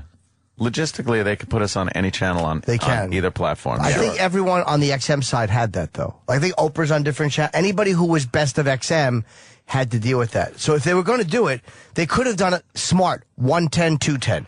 Like something that people could wrap their head around instead of 105 and 206, which is horrendous. To them, they think moving down to 105 is good channel placement, but they couldn't do that on Sirius. My point would be, then why don't you just put us way up in the dial on both? That would make more sense in the end. Right. Because, until this weekend, I didn't know what channel we were on. And I finally said, oh, wait, it is 206. Because we goofed on it so much, I didn't know. And and when I went to 206 and we weren't there, I'm like, wow, I don't think we're on 206. Okay, let me check every channel, which I did. If we're confused and we work I had a long here. ride, so I said, fuck it. So, what do I need to do to get our channel? I'm sure customer service is helping people. No, someone called me and someone wrote me and said they were on hold for 3 hours trying to get our our channel. Where the fuck did I read that? Someone close to us. Oh, it was Otto. Oh, Otto. Yeah. Otto and George on Twitter. Otto said that, and I didn't even discuss this with him. He wrote me out of frustration. He said, since the channel change, I don't get you guys. So I'm up to 3 hours on waiting on customer service to figure out what I need to do. That's right. I swear to God. Where is that? You believe me, right? Yeah. No, I read that one. Oh, you did read that? Like, can't get a cocksucker. Was that a tweet? Or I believe it was a direct message. I believe it was a twittage. Oh, he was tweeting that. Yes. So he said tweeted it. He said he was up to 3 hours on customer service. He just had the phone in his hand all fucking day. Trying to get the shit straightened out, but you don't get it. Need your radio ID number. Do we have an answer? We just need to give them ID numbers? Oh, is it coming through now? Is the answer coming through?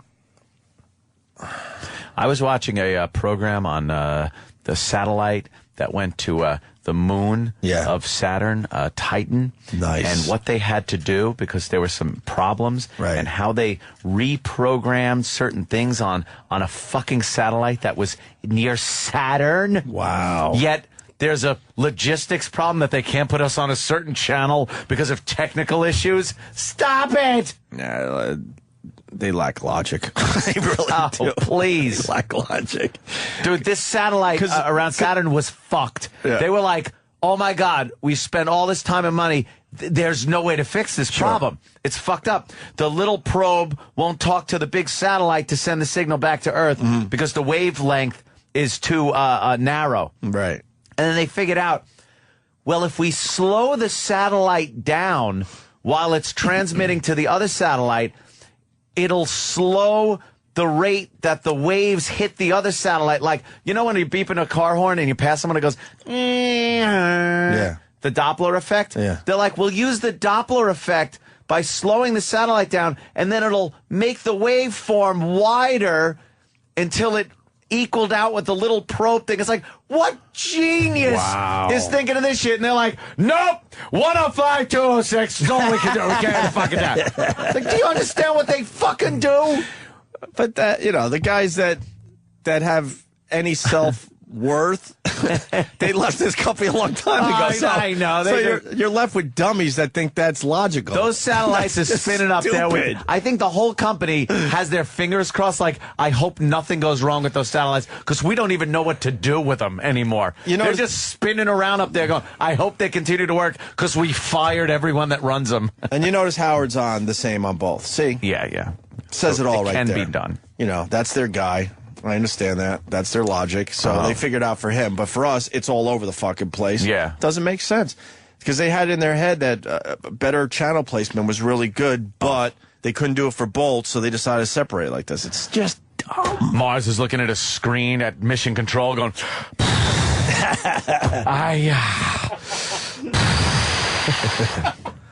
don't have unplug it. Cable. Yeah, unplug it, I guess.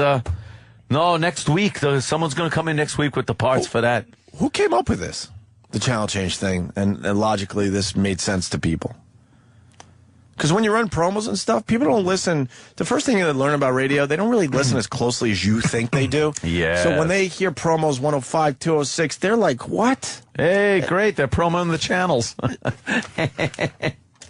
Imagine when we're on regular radio, if we could have been on every, same dial placement, how great. They would have done that in a second. Yeah, amazing. Because that was confusing for everybody when we were talking about Philly or York, Boston or something, Oh, yeah, just go everywhere you tune in, we will be on blank. This frequency. They would have done that in a second if they had the opportunity. This place had the opportunity, and they decided not to do it.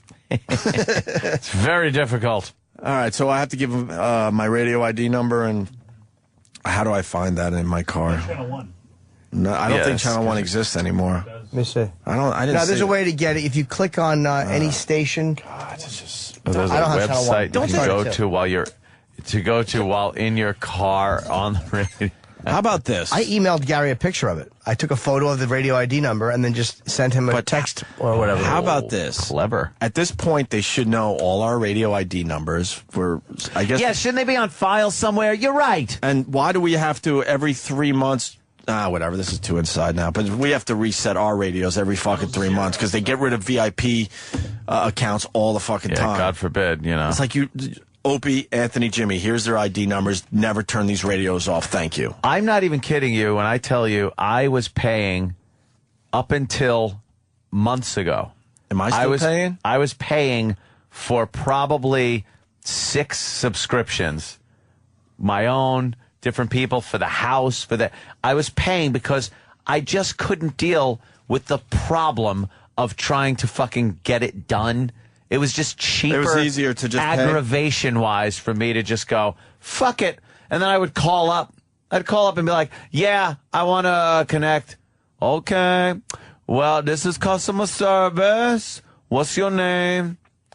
Well, she ain't going to know who I am. She's out of the demo. Mm-hmm. Hi, it's Anthony Cumia. I need that. Blah, blah, blah, blah. Thank you. Do you need anything else? Do you need a channel guide? Yeah. Tell me what channel I'm on.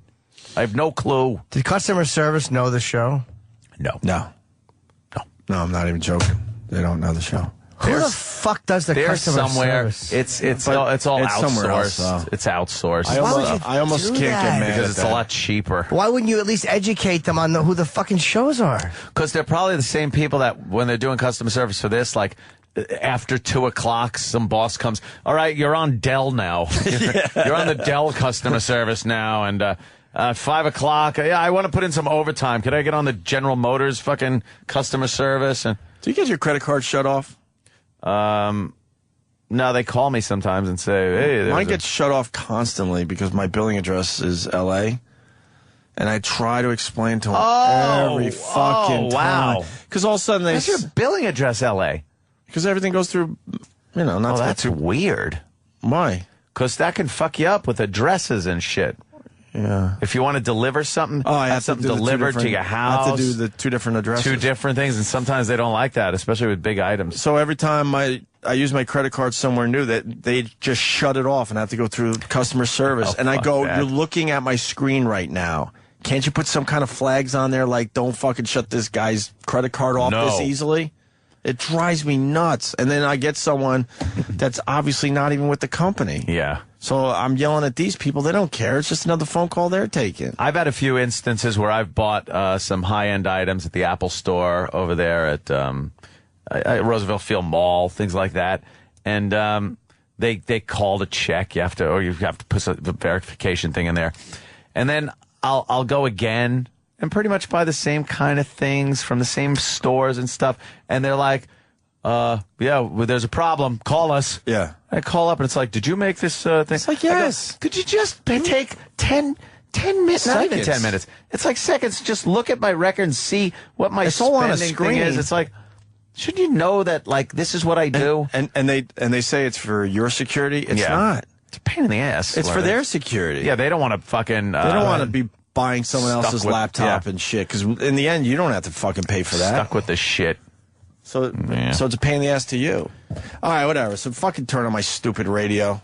It was a bummer that I couldn't check out our own channel with the Joe Rogan thing this weekend. I missed a real bummer. Yep, wasn't able to listen to that. So then I listened to Pearl Jam. I listened to radio. Lithium. Pearl Jam radio's gotten old, though, man. It's the same fucking concert over and over again. I know it's different dates, but after a while, holy shit, how many different versions of Elderly Woman Behind the Counter in a Small Town can I listen to? And I love Pearl Jam. My answer is none. None. I love Pearl Jam, but I was thinking about it. Eddie Vedder must be bored shitless to be singing these songs. You see, like Can't find the virus channel. you see him singing like Nothing Man from, I don't know, 2000, and then, you know, you get out of your car, you get back in, and then 2009, you hear him doing Nothing Man again. And, and you got to think, he's got to be bored. That's why he made his ukulele album. He's got to be bored, though. He's got to make believe he loves these songs still. He can't love those songs anymore. It's a different set every time. I think bands can't love their songs that much anymore after years and years of doing it like that. No way. I love it. I'm a fan still, yes, but you put yourself in Eddie Vedder's body, and he's going out on a stage every night singing the songs. He tries to adjust it a little bit here and there and throw in some, like, you know, covers and things, but it's got to be a boring fucking life on the stage doing it. I think he's having fun. Oh, God. You think he really has passion singing Jeremy still? Absolutely, yeah. I've seen them over a dozen times. I've only seen Jeremy once. What do you think, Ann? I think he's got to be sick of some of that shit. Night after night. But knowing people have singing to pretty hear much the same songs in pretty much the same way. Maybe if it's a band that literally goes on tour with the same 13 songs and just plays them night after night, I could see them getting sick of that. But a band like Pearl Jam or Radiohead or like Neil Young, I mean, you've discussed Neil Young. Disappointing the audience. No, but they switch it up every night. It's a different set every night. Springsteen, like they take advantage of their catalog, you know? In what way, you think? That it's not the same songs every night. I celebrate their entire catalog. Celebrate. Pearl Jam radio, I couldn't get through 3 minutes of it. No! It's just not my style. It's not my. I'm sure it's fine. Elvis radio, I can listen to. I do like it, but I just think Eddie's got to be bored. Why do they call it Pearl Jam radio? Oh, I get it. Because they're Pearl Jam. Why do they call it Elvis? Because of recognition. You're trying to say we're as big as Elvis? No, but I'm trying to say that the name of this show would drive traffic there a lot more than the name The Virus. Yeah. Well, my point. And they won't do it. I can't argue the fact that we're not household names. I'm not going to be cocky about it. No, but, it's not being cocky. But now that we've been with the company for 7 years, they had a 7-year opportunity to make it the Opie and Anthony channel, and at this point we would have been more of a household name. Yeah. You got to build your product, right? You got to build it up. I was listening. Calling it The Virus doesn't build up anything. No, it does not. And I again, the name in all the markets of the show is syndicated in Philly, Boston, whatever. It's still more recognizable there than the word The Virus. So it's like, it doesn't make sense. We tried, though. They didn't want to hear it. No, they didn't try. Bob should have tried harder. Hear that. They didn't want to hear it. They don't want to hear it. They don't want to hear it, man. Who said no? They don't want to build up new brands, really. They want to hire brands, but they don't want to build up new brands, and I think that's going to bite some people in the ass eventually. Anyway, I was listening to the 40s channel. Oh yeah. On the way home. Well, you're Saturday. in that right age group. Yeah. You know, bring back memories. You're in your 40s, I meant. Yes, of course. Not that you're from the 1940s. Do you do what I do with that channel? What? You know, these broads were being finger popped and stuff, but they make it sound so like it was romantic. Romantic. Well, that was a romantic. That was the whole thing I was getting to. Oh, you were. It was like they were singing about like New York City, and making it sound like we take the subway uptown, and it's like you just picture you and your best gal walking around Harlem, and everything's fine, you know, and it's like it was always for a kiss. Yeah, it's like, and she gave me a kiss. It's like, oh, is that what happened? But you know what that really means, man. You know, she's sucking dick. Finger popping, she's fucking grabbing the back of that Miss Crabtree hairdo, and just fucking that bun on the back of her head, holding it like a doorknob, screwing her head on his fucking dick. but they called it a kiss. Yes. And that was a kiss. But basically, they're trying to talk about how great the blowjob was. Yeah, having a great time in old New York town. Right. They call it New York town, like it's a little village. Watching the push carts on Broadway. way. What? You know, some guys. Now it's some fucking the new Israelites watching the new Israelites yell at me because I'm white. That's great. But watching some fucking crooked black guy try to sell me a CD. But back then, some guy had smelly fucking pussy fingers as he's trying to drink his martini. Oh, yeah. But they were talking about how it was all romantic. Getting home from the office after smacking the secretary's ass 800 times. Right. Sitting in some bar in Manhattan. Yeah, the good old day. They were always fucking. Always. It was a hoot, though, listening to that shit. The words of the songs, stuff they tried to rhyme, it was real dumb. Mm-hmm. And but yeah, very innocent, very romantic. And they had the Andrews sisters, like that weird vocalization that they don't do anymore. Yeah. Very over-the-top affected voices. Yeah. Listen to this. Makes me luckier than throwing a 7, takes me nearer to heaven than anyone's allowed to do. Terrible. When your heart is talking, I feel like I'm walking on a cloud. Know what that means? She wants it in the shitter. Yeah. This is absolutely anal. But they have to talk. They have to talk in code. Yeah. Like it puts me on a cloud with you. Yeah. That's the pillow her face is in. Exactly. It puts me on a cloud and there's a log nearby. That's because she wasn't ready for anal. She wants to be floating because she's not going to be sitting anytime soon. If you do it right. Right, guys? Right. This is horrendous song. I want to hear this in the Overlook Hotel playing fucking, throwing a ball against the wall Tuesday. Getting some avocado on me. Yeah, while my fucking skinny wife is upstairs with her fucking Adam's apple. Period blood coming out of the fucking elevator. She's wondering what to kill her. A lot of instrumental parts in this too. Oh. Kevin from Connecticut, words and grabbing those pointy missile tits. Yes, those fucking bras that were like fucking missile tits. Did you even get to touch the nipple through the bra back then? You wouldn't feel anything. Over bra back then was useless. Yeah, you were just feeling useless. Cones. Yeah. The traffic cone. Right. Yeah, and to get under that bra was crazy because the straps and the snaps on the back, those little latches. You feel like the sweat underneath. I hate bra sweat.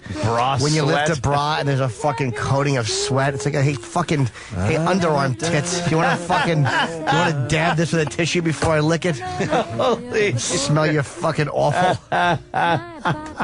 Dirty cloth tits. Yeah, I listen to the 40s every once in a while just to change it up. It's so different. No, I was listening just as a goof because the words are so stupid. Oh, yeah, because you just got a picture. They were doing the same shit we're doing today, but you just didn't talk about it. That's what makes that channel a lot of fun to listen to. And there was one talking about like some guy, he didn't have a dime or a nickel for the subway, and he couldn't afford the bus, and he didn't own a car, but he was coming to see his gal anyway, so he had to walk. That's like, who's this bum? So I had to make a chink take me in his rickshaw. La. Racism just completely fine. So I drank at the white person fountain, and I punched a colored guy in the face. Yes. I said, hey, Negro, give me your hat. The sun's shining down in my gal's eyes. Carry me on your back, buck. I got to get somewhere fast. Stupid back buck. Turn this up. I want to. Let's try to figure out what he's singing about. I had to pay another bill. Oh. And if I'm not mistaken, that's Bing Crosby. That means he's slapping somebody. He's paying a bill. Remember hospital me. bill. Remember me. First kid. Yes. A Cuddy Sark bottle mark in his cheekbone. How do you forget Bing Crosby when you have all that bruising? He kinda sorta looks like me. Oh, what? For I'm the boy whose only joy is loving you. Oh boy, no, he's singing to his bottle. Till he hurries home. That's balls deep right there. And I'm balls the guy deep. you give your goodnight kisses to. Yeah. Blowjob, remember. Remember me. Ah, yes. Yeah. And now how he does a little soft shoe? Yeah. He rolls up his fist in a tight ball and clocks his son in the with jaw. a roll of quarters in his hand. Soft shoe. That's how he got his name. Because all his son heard was bing, pow, bing, bing. That's the sound the quarters make when they fucking shatter from him punching the boy. The bing, bing, bing, bing, bing all over the floor. You have to pick them up off the metal sink. Just beating his children relentlessly. They call it soft shoe because you're hoping that he's wearing soft shoes that day. Yeah. The son's going, please make it soft shoes. Please. Yes. Is it soft shoes today? Those combat boots. And he's doing a little number right here. It's like, I got a good boy phone and a naughty boy phone. A good boy phone and a naughty boy phone. The good boy phone calls only white people. The naughty boy phone calls the Negro gals. When I need... That's great. Yeah. Little angel on your knee. Oh, swoon equals ass to mouth. I didn't know that. Thank you. Swooning, yeah. Thank you, Kevin, from Connecticut. Yeah, that's a rusty trombone. That is, huh? Sort of looks like me. Kind of sort of looks like me. Too many words, Bing. What's wrong with you? Shoehorning his fist into somebody's teeth. Between two fucking lips that are pursed. Trying to resist the fucking sock. Please, Daddy, no. Me. I'm sure that your kids remembered you for quite some time. Yes. I won't remember you because I was in a blackout when I elbowed you in the mouth when you went for a hug. You show me your bruises in the morning. I don't have a clue how they got there. I have esophageal cancer from drinking so much alcohol. Punch a spook. Oh. I'm the most overrated guy in history. Sleigh bells ring, and so do your ears when I hit you with a ruler. Fuck him and his Christmas. My fist on your face, power up a pum pum. Once again, the sound of fists. Yes. What is this one? We're trying to find that MTA song you're listening to. Oh, yeah. Crosby? No, this is ain't Kingston Trio. Kingston Trio. We can't find the original one. This isn't the 40s, is This it? is 1950. Yeah, man. Charlie handed in his diamond. All right, enough of this shit. And he changed for We should take a break. Jimmy Fallon's going to be here soon. That's great. Good stuff. Good stuff. And the local news covered Judgment Day. We should play a little of that because they teased it all. Why wouldn't they? All day long to get you watching the end of the world, which never happened. So it's never happened. We'll check that out. By the way, your radio has to be on when the number ID is entered. Really? See, that's what has to happen. Really? So what am I supposed to do? Sit in the truck. That's what you have to do. Oh, really? In Manhattan? That's easy. No, but it has to stay on for a little while. My car's 100 feet under the ground right now. What the fuck am I supposed to do? Take it for a ride? For how long? I don't know, but it takes 20 What? minutes. 15 to 20 minutes. Yeah, that's true. That's hilarious. I'm dreaming of a white-only neighborhood, just like the one I used to know. I think that's what they were really singing Very about funny. back then. Yeah, it was either sex or the blacks, and their hatred thereof. My son, the black-eyed child, shouldn't have talked while Daddy had a headache. Daddy's liver hurts from drinking, so he'll beat his family a lot. Doesn't even rhyme. But who gives a turkey? That All is right. great, man. Break time. All right. Chop, chop. The Virus. Sirius XM. You're listening to Opie and Anthony. Opie and Anthony. So I want to know about the Poconos, Ant. I wasn't here yesterday. I was celebrating my birthday. Your birthday. I don't feel like working on my birthday anymore. No, that's a good day to take off. Yeah, you just kind of chill out and do your own thing. But Yeah. so I was kind of bummed because I wanted to hear about the Poconos experience from you. Yeah. And I wanted to talk to Jimmy about his Kareem Abdul-Jabbar picture as well. Cream. Lots went on. Yeah, it was. I saw your videos from Pocono's Speedway, is it called officially? Pocono Raceway. Pocono Raceway. I popped up 2 videos so far. I got a lot of like in-car footage and outside. Guy was really cool. Everybody down there was cool. They took my Canon camera and went on top of the score tower. Oh, no kidding. And videoed from there. And wow, we're gonna see that soon. Able to get the entire track. Yeah. Oh, right on. So I'll keep editing and popping videos up. Right. But I put one together of one of the in-car cameras. And one of the cameras that are on me. And they were really cool with that, too. Like, we'll hook you up. They're getting clamps and shit and clamping my cameras to the roll bar. They were just really nice to you up there, really, really cool. And, at first you go there and you start thinking to yourself, this can't be allowed somehow. I'm kind of confused by that, and it's crazy. And I know we're lucky enough to probably get to do things that other people don't get to do because of our wealth and fame. Our wealth and fame. There you go, Jimmy. Wealth and fame. We do downplay it, but sometimes we get to do some things that maybe other people aren't allowed to do. So you know why? Was that one of those situations? Because you're rich and famous. And anyone can do this. No, anyone can do this. Amazing. It's fucking amazing stock car racing experience at Pocono Raceway, and you take a class. You take a quick class, about a half hour, 40 minutes, and they let you in on what the various signals mean, the flags, the shape of the track, the different degrees of bank on the turn, and things like that. And then they take you all out in these 2 big vans where you slowly drive the track, and they'll show you some of the markers on the course and how to cut the turns. But doesn't the track look like one big circle? No. It's you so actually big. see shit that Let me is tell you different. something. The track is so big that you can't see it from any other part of the track. Like when you're driving on part of the track, you can't look and say, "Oh, the rest of the track's over there." Right. It's huge. It's 2.5 miles. Wow. Okay. It's like a tri-oval, but none of the straightaways are the same length, and none of the curves are the same radius or the same banking. Okay. So everything you do is a little different. Gotcha. As you're driving it, and it's giant. It's just fucking huge. So you get taken around, and they take you around in the van, and then you get in a car with one of the pros, and you're sitting in the passenger They got seat. pros just hanging out up there? They're just drivers. They're just sitting there like, "Hey, how you doing? What's up?" By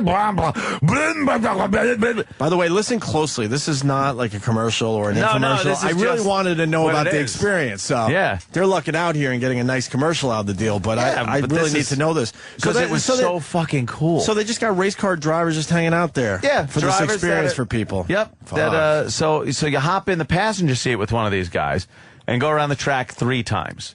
And during that 3 times, this guy's talking. He's driving like a maniac, but it's all safe. He knows what he's doing, but he's talking to you. He's like, and when you come up on this corner, you're going to want to dip down, and you see the apex marker over there? That's where you can hit it and come back out of the wall. Bah! Bah! And he's just talking and giving hand signals during this whole time, because a lot of times you can't even hear what he's fucking saying.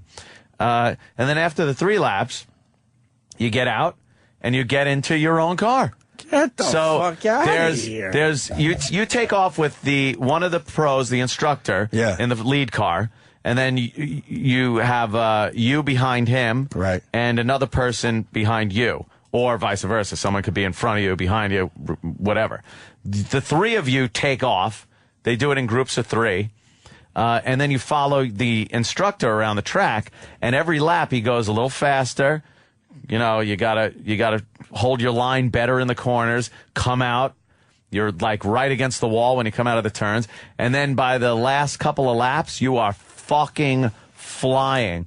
And if the person in front of you isn't holding position and starts like getting scared or falling back, they'll hold a flag out for him that he's supposed to dip down on the track, and now you could shoot past them. Holy and then he gets shit. behind you, so that you're not being held up, so you're having a good time being able to drive as fast as you possibly can. Were you worried you were going to hit the wall or anything like that? No, and that's where the driving with the driver comes in handy, the first 3 laps you take as a passenger. Right. Because I think if you just hop in the car, you're not sure because you're used to driving like you drive your regular car. And everything you've been taught and every instinct you have from driving your regular car gets thrown out the fucking window. When you're gassing it toward a fucking curve, what do you normally do? You let off, you hit the brake, you're like, no, you stay in this fucking thing, you roll down into the corner, and then you shoot out of the corner and right against the wall, and then just pound the pedal back down, and you're flying down one of the straightaways. But until you're in a car with the instructor doing that, you gotta think you're gonna hit the wall. But when you see that he's going really fast and not hitting the wall, and I know he's a pro and stuff, but at least the car can do it. You know that the ass end isn't going to come out on you if you're driving the right way. Wow. And hugging the line. So when you get in alone and you start driving, when you hit that first curve, you're kind of like, a little tentative. But then by the last few laps, you're screaming into the corners. The G-forces are pushing you. You're literally getting beat up in your seat. Like you feel, you're constantly bam, bam, just what happens if you let go of the around. steering wheel or something? Oh, you can't do that. No, you got to hold on to that fucking thing. I would be the guy that hits the wall. You got to hold on to that thing. Jimmy, would you be able to do this? No. I mean, slower. Sure. But you I'll can't use go signals and beep. Then you might as well just go on the road. That's what I would do. Slow on booze, enjoy the road. That's sober. But when you're there, it's I'd have coffee. Coffee in one hand. I was telling Danny how fucked up it would be if you got a picture of you texting. You're like, hey, guess what I'm doing now? Oh, that'd be great. Just texting as you're driving 170 miles an hour. In the videos you've posted so far, I see the concentration. You're not fucking around. Totally focused on what you're doing, where you're going. You got to constantly watch your turns. There are a few markers that are out there that let you know, like, and the professional was saying, back off or catch up to the guy in front of you. Right. Keep about 4 car lengths between the cars. And when you go into the corner, he goes, okay, here's the red cone. This is where you're going to dip way down and hit some of these markers that are on the course. And then the apex marker is a green cone at the apex of the turn where you're in as low as possible on the track. And then you come out of that, punch the fucking gas, and now come back up and then right against the wall for the straightaway. How is this legal? That's what I was saying when I drove in. I'm driving in, and I'm sure watching you sign these your cars life away go and all around. that crap, but how is this legal? I'm driving into the course, and I'm looking, going, I can't believe, because as you look at the cars from the outside, they're going like so fast. You're just looking, going, I am not going to be doing that. Wow. And then you realize you once you're in the car, that's what you're doing. You're the guy now on the track going faster than a How does it sound? Can you do that sound?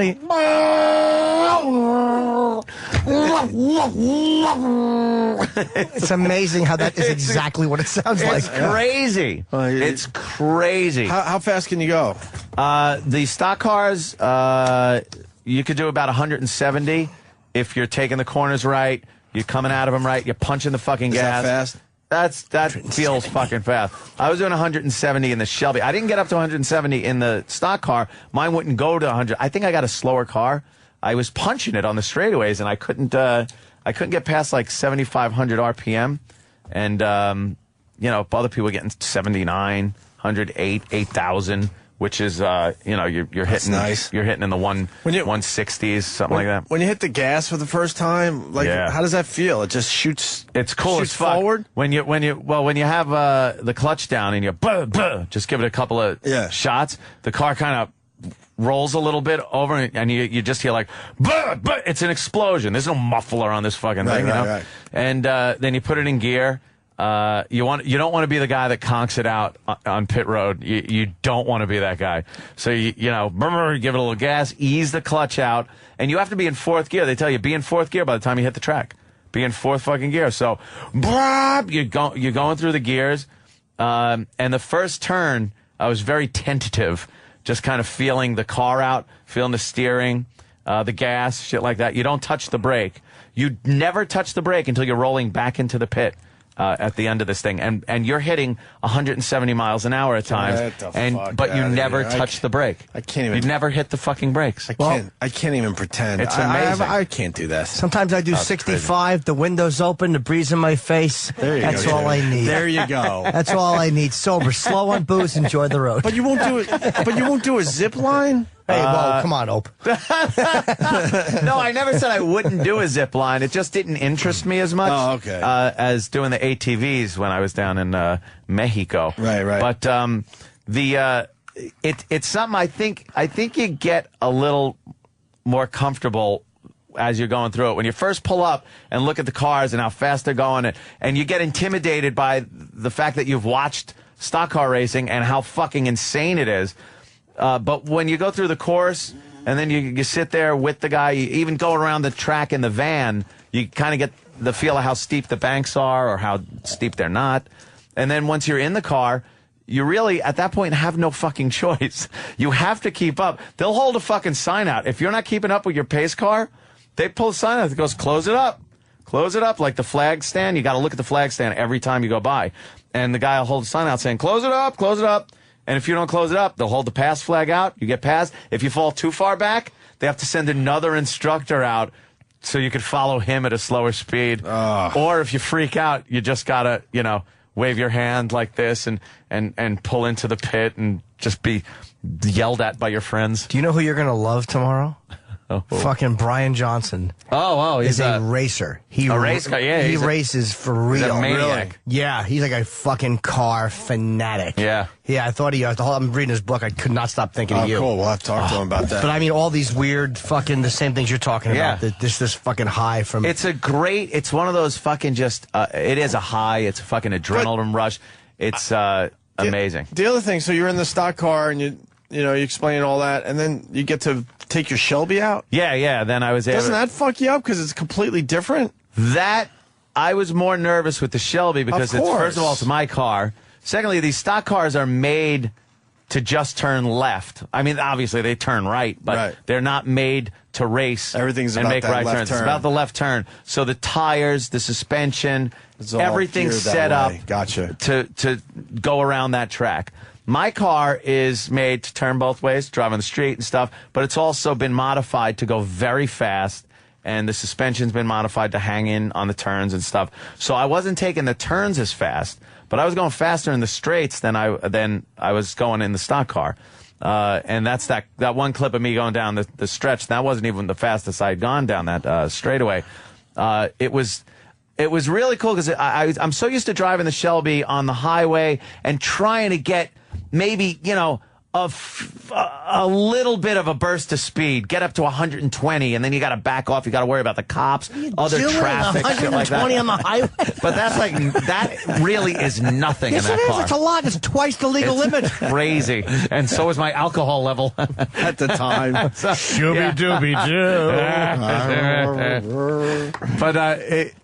But there's too much shit to worry about. So when you get on the track, to have the supercharger just humming the entire time you're driving down the straightaways is different than just punching it on the highway, hearing it go, and then it's done. So when you come out of turn 3, come down to the straightaway, and it's like one of the longest straightaways in any NASCAR track is Pocono. And you come out of that and you're screaming down there. Turn up the volume just so you hear the supercharger because the whine is great.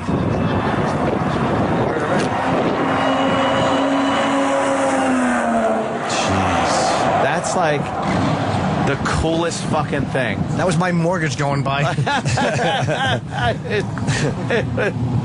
It just to hear that fucking thing and to watch the turbo boost gauge just go fucking flying up to like 25 pounds, and the fuel pressure gauge goes up, and you're just dumping valuable gasoline into nothingness, into going around in a circle. People are actually mad you're repeating this. I'm sure you added some new shit. Yeah, fuck it. Who cares? I was curious about this. Damn, there's new people listening too. Sorry, man. And people calling me a pussy. I'm not gonna fucking fake it. I don't think I could do that. Yeah, there are plenty of things I wouldn't do. I wouldn't parachute. I wouldn't bungee jump. Would you fight a Frenchman underwater? I wouldn't fight a Frenchman underwater. All right. Got I you don't there. like fucking Got you roller there. coasters. I don't go on fucking like roller coasters that go upside down and shit. You ain't getting me on one of those. But I'll hop in a fucking car and do 180 miles an hour. I absolutely would do it, but I would be slow guy. Yeah. Oh yeah. I I definitely would be slow guy. You have to be slow guy. I wouldn't have an interest in hitting those turns that fast. Or Yeah. Nah. It's maybe the straightaway. I would kind of give it a little juice. You get a little more balls the more you go around the track. You start thinking, I can do this. I'll stick to the lines and shit like that. Is it hard to run into the wall? I know that's a dumb fucking childish question. The handling is really good on these things, so when you come out of the turns, it's a natural feel. You're not feeling like, if you didn't go up to that wall, it would feel weird. You'd feel like you were pushing too much toward the infield. And if you were going into the wall, how close to the you'd wall were feel you? like about a half a car length. Half a car length 4 as you're feet. going over 100 miles an hour? Yeah. And the shit flying by on that side is horrific. Yeah. It's just, there's the big fence. So if you hit the wall, your car doesn't go over into the woods. And then there's these trees that they planted that go by like those Wow. trees on the side are just God bless them up hysterical. there, but how is this legal? It's, you know what it is? You took a half-hour course? They are really safe. Like, they make sure, they tell you more shit could happen to you in the pit area than on the track. Like, if you start sliding, your rear end starts sliding out on you, he goes, don't try to save it.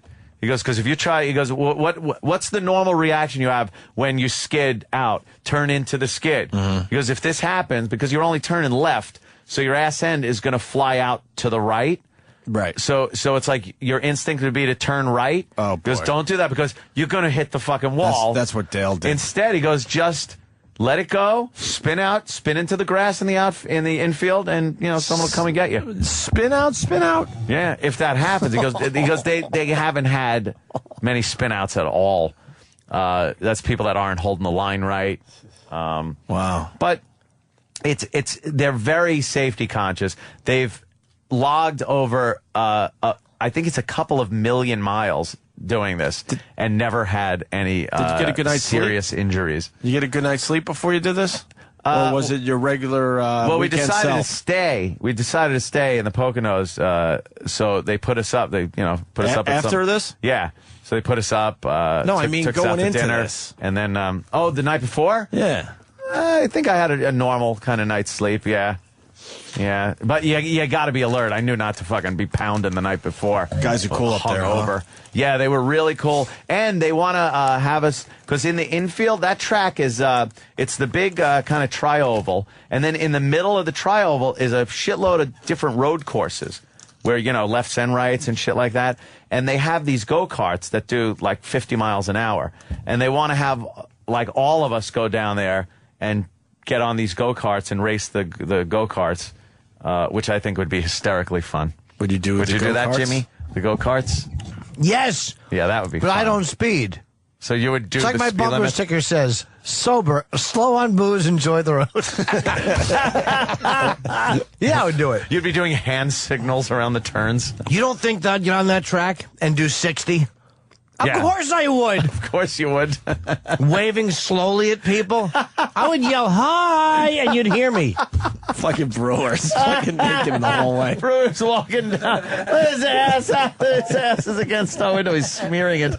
He can walk down the hallway with his pants around his ankles. He's pointing, saying "fuck you" to everybody. He's doing a show for himself outside. Fucking Brewers showing his dick now. He's like, there's cameras everywhere. I know. I want HR. Call HR. I'm offended. Oh boy. Let's say hi to Mark in Arkansas. Mark. Hey, Mark. How you doing today? Hey, man. You guys were talking about an adrenaline rush. Would any of you jump off the Stratosphere Tower in Vegas? I would do something like that. No, see, I don't. I wouldn't be don't happy like that. about it, but I would do that. Yes. I wouldn't do that. Nope. I definitely would do that. I don't like falling things. My girlfriend did that. I was fucking so nervous. That's crazy. You were nervous? Were you all nervous I was for like, her? please let it snap. Yeah, no, I was very nervous. Were you sweating and stuff? Were your palms all sweaty? It cost $100, and I almost didn't pay for her to do it. Why didn't you do it? I couldn't. Even though I knew it would be a Wait, this is how it goes? I don't know if I know it's this. crazy. It's a decelerator, right? Yeah. So they drop you down, and then the closer you get to the ground, yeah, you decelerate. But let me see. It's fucking horrifying. All right, when you stand out there on the ledge before you jump, your feet are over the edge. That's crazy. And you just step off and you fall 900 feet. Let me see this video. Let me see if I would do this. They use these in Hollywood, these decelerator rigs, to make it look like the actors are falling. I'm and going to then be very honest. CGI out the cable, so it's the same kind of rig. I'm going to be very honest. Would I do this? Hold on, Mark. I would. We're watching a video. Yeah, hold on. And then now it's yeah, I would do that. You would See, do it that? looks. But when you're standing on the, it looks fun there. But when you're standing on that fucking edge, because I looked out the window and people were, it's horrifying. That's crazy. I would do that. I'd be scared. I'm not a big fan of falling. I'd be afraid that the cord would snap back and yank me back up and hang me up. Would you bungee cord? No. No bungee. Why would I? There's no reason. I'm going to go down, come back, and go down. I'm already down. I don't need to do that. I'm already I'm here. What am I going to go on a trip and ride up and wind up here? I'm here. Shit. Look at this. That's going to be hell on your back. You want to jump from this height? Look at that. That's crazy. I saw how he stepped over the edge. I think I could do that. I couldn't. Look at this. Look how fucking high that is. But I would never skydive. Never. Oh my god, that looks crazy. Yeah, no. What if it broke? Thanks, Mark. You're dead. But that's the Trade Center. That's what people were seeing when they jumped out of the Trade Center. Like that's, I know. See, that's what I can't get out of my mind. Like, and that's how high you are. Someone is saying that you finally realize that NASCAR is actually a sport and has respect for what they do. I always had respect for what they do. What are you kidding? I'm the one who didn't. And it's easy to joke about it, but I tell you, I did 20 miles on that track. Wow, 20 miles, and those motherfuckers do 500 miles, and they don't get to fucking stop. And I could do. I guess the most you could do down there is 80 miles. At 20-mile increments, and then you get out of you stop in the pits for a little while, and then you go back out. But 500 fucking miles in that car, I don't know how they're not walking out a shaky fucking mess. Sure. Because going into those turns, like I was grinding my teeth and like trying to hold that wheel and keep it steady. Your teeth hurt? Yeah, like my jaw was hurt. I was like, because it's one of those things where you're like, come on, hold it. It's like you drive home. Yeah, exactly. Except I'm not yelling the N-word. I know it's real. I don't want to come off like a doubting Thomas. A doubting Thomas. We got Jimmy Fallon coming down the hall. Doubting Thomas. He's not for us yet. I think we're after. He's got no. He just Roland just popped his head in. I said, bring him in. Well, you can't miss Roland popping his head in. That's for sure. That big thing. I thought it was an eclipse. A Looney Tunes. Because his head's big, right? Yeah, it's big head. Big head. It's like an engorged tick. Oh yeah. I say all this while he's out and can't listen. God, I don't know if I could do that. That'd be fun, but they want us to do the go-karts, and I think we should during the summer head out there. We'll all hop in those little go-karts and race. It's fucking because then you all go out on the track at once and just race, spin out. I'll lose because I'll go slowly. I don't do speed things. No, I don't believe in them. Yeah, well, they're true. There was another thing I was watching online last night. There's something called the Texas Mile. Yeah, and it's a mile-long course. Right, and people go as fast as they can go. And I've seen cars doing like 250 miles an hour, 250 down this track. Wait, it's insane. What, regular guys? Yeah, anyone who wants can go Where's on this this? Texas. I got distracted because Jimmy Fallon just walked in. Hi, Jimmy. What's going on? How you doing, man? We're just yapping about autos and driving fast. Just so you're in on the conversation, Anthony went to Poconos Raceway over the weekend and got to drive in a stock car after a half-hour lesson. It's great. Wait, this is crazy. You go down there, you take a little course real quick, and then you get on the track, and you get in a real NASCAR stock car and drive it around like 170 miles an hour. Oh, were you nervous? This is crazy. No, you kind of. I get nervous playing video games like that. I play the video game, I crash. I go, that's too much for me. Yeah, being in a real car actually maybe get hurt. You kind of, the nerves go away through the course of the day and shit like that. We got anybody else around here today? And then I got to take my own car though, because I got a Shelby Mustang GT500, and they let me take that out on the track. I got one of these new video games, like a Gran Turismo for PS3, and someone sent me a steering wheel and a gas pedal to hook up to Doesn't your it make the game so much better? You're like crazy. My wife was like, first, she's like, this is insane. You're 36 years old. You look like an idiot. I got plastic gas pedals and a steering wheel. And I'm looking next to like there's like a baby. We're babysitting. The baby's got the same fake plastic. Like, whatever, buddy. Jimmy beeping the horn.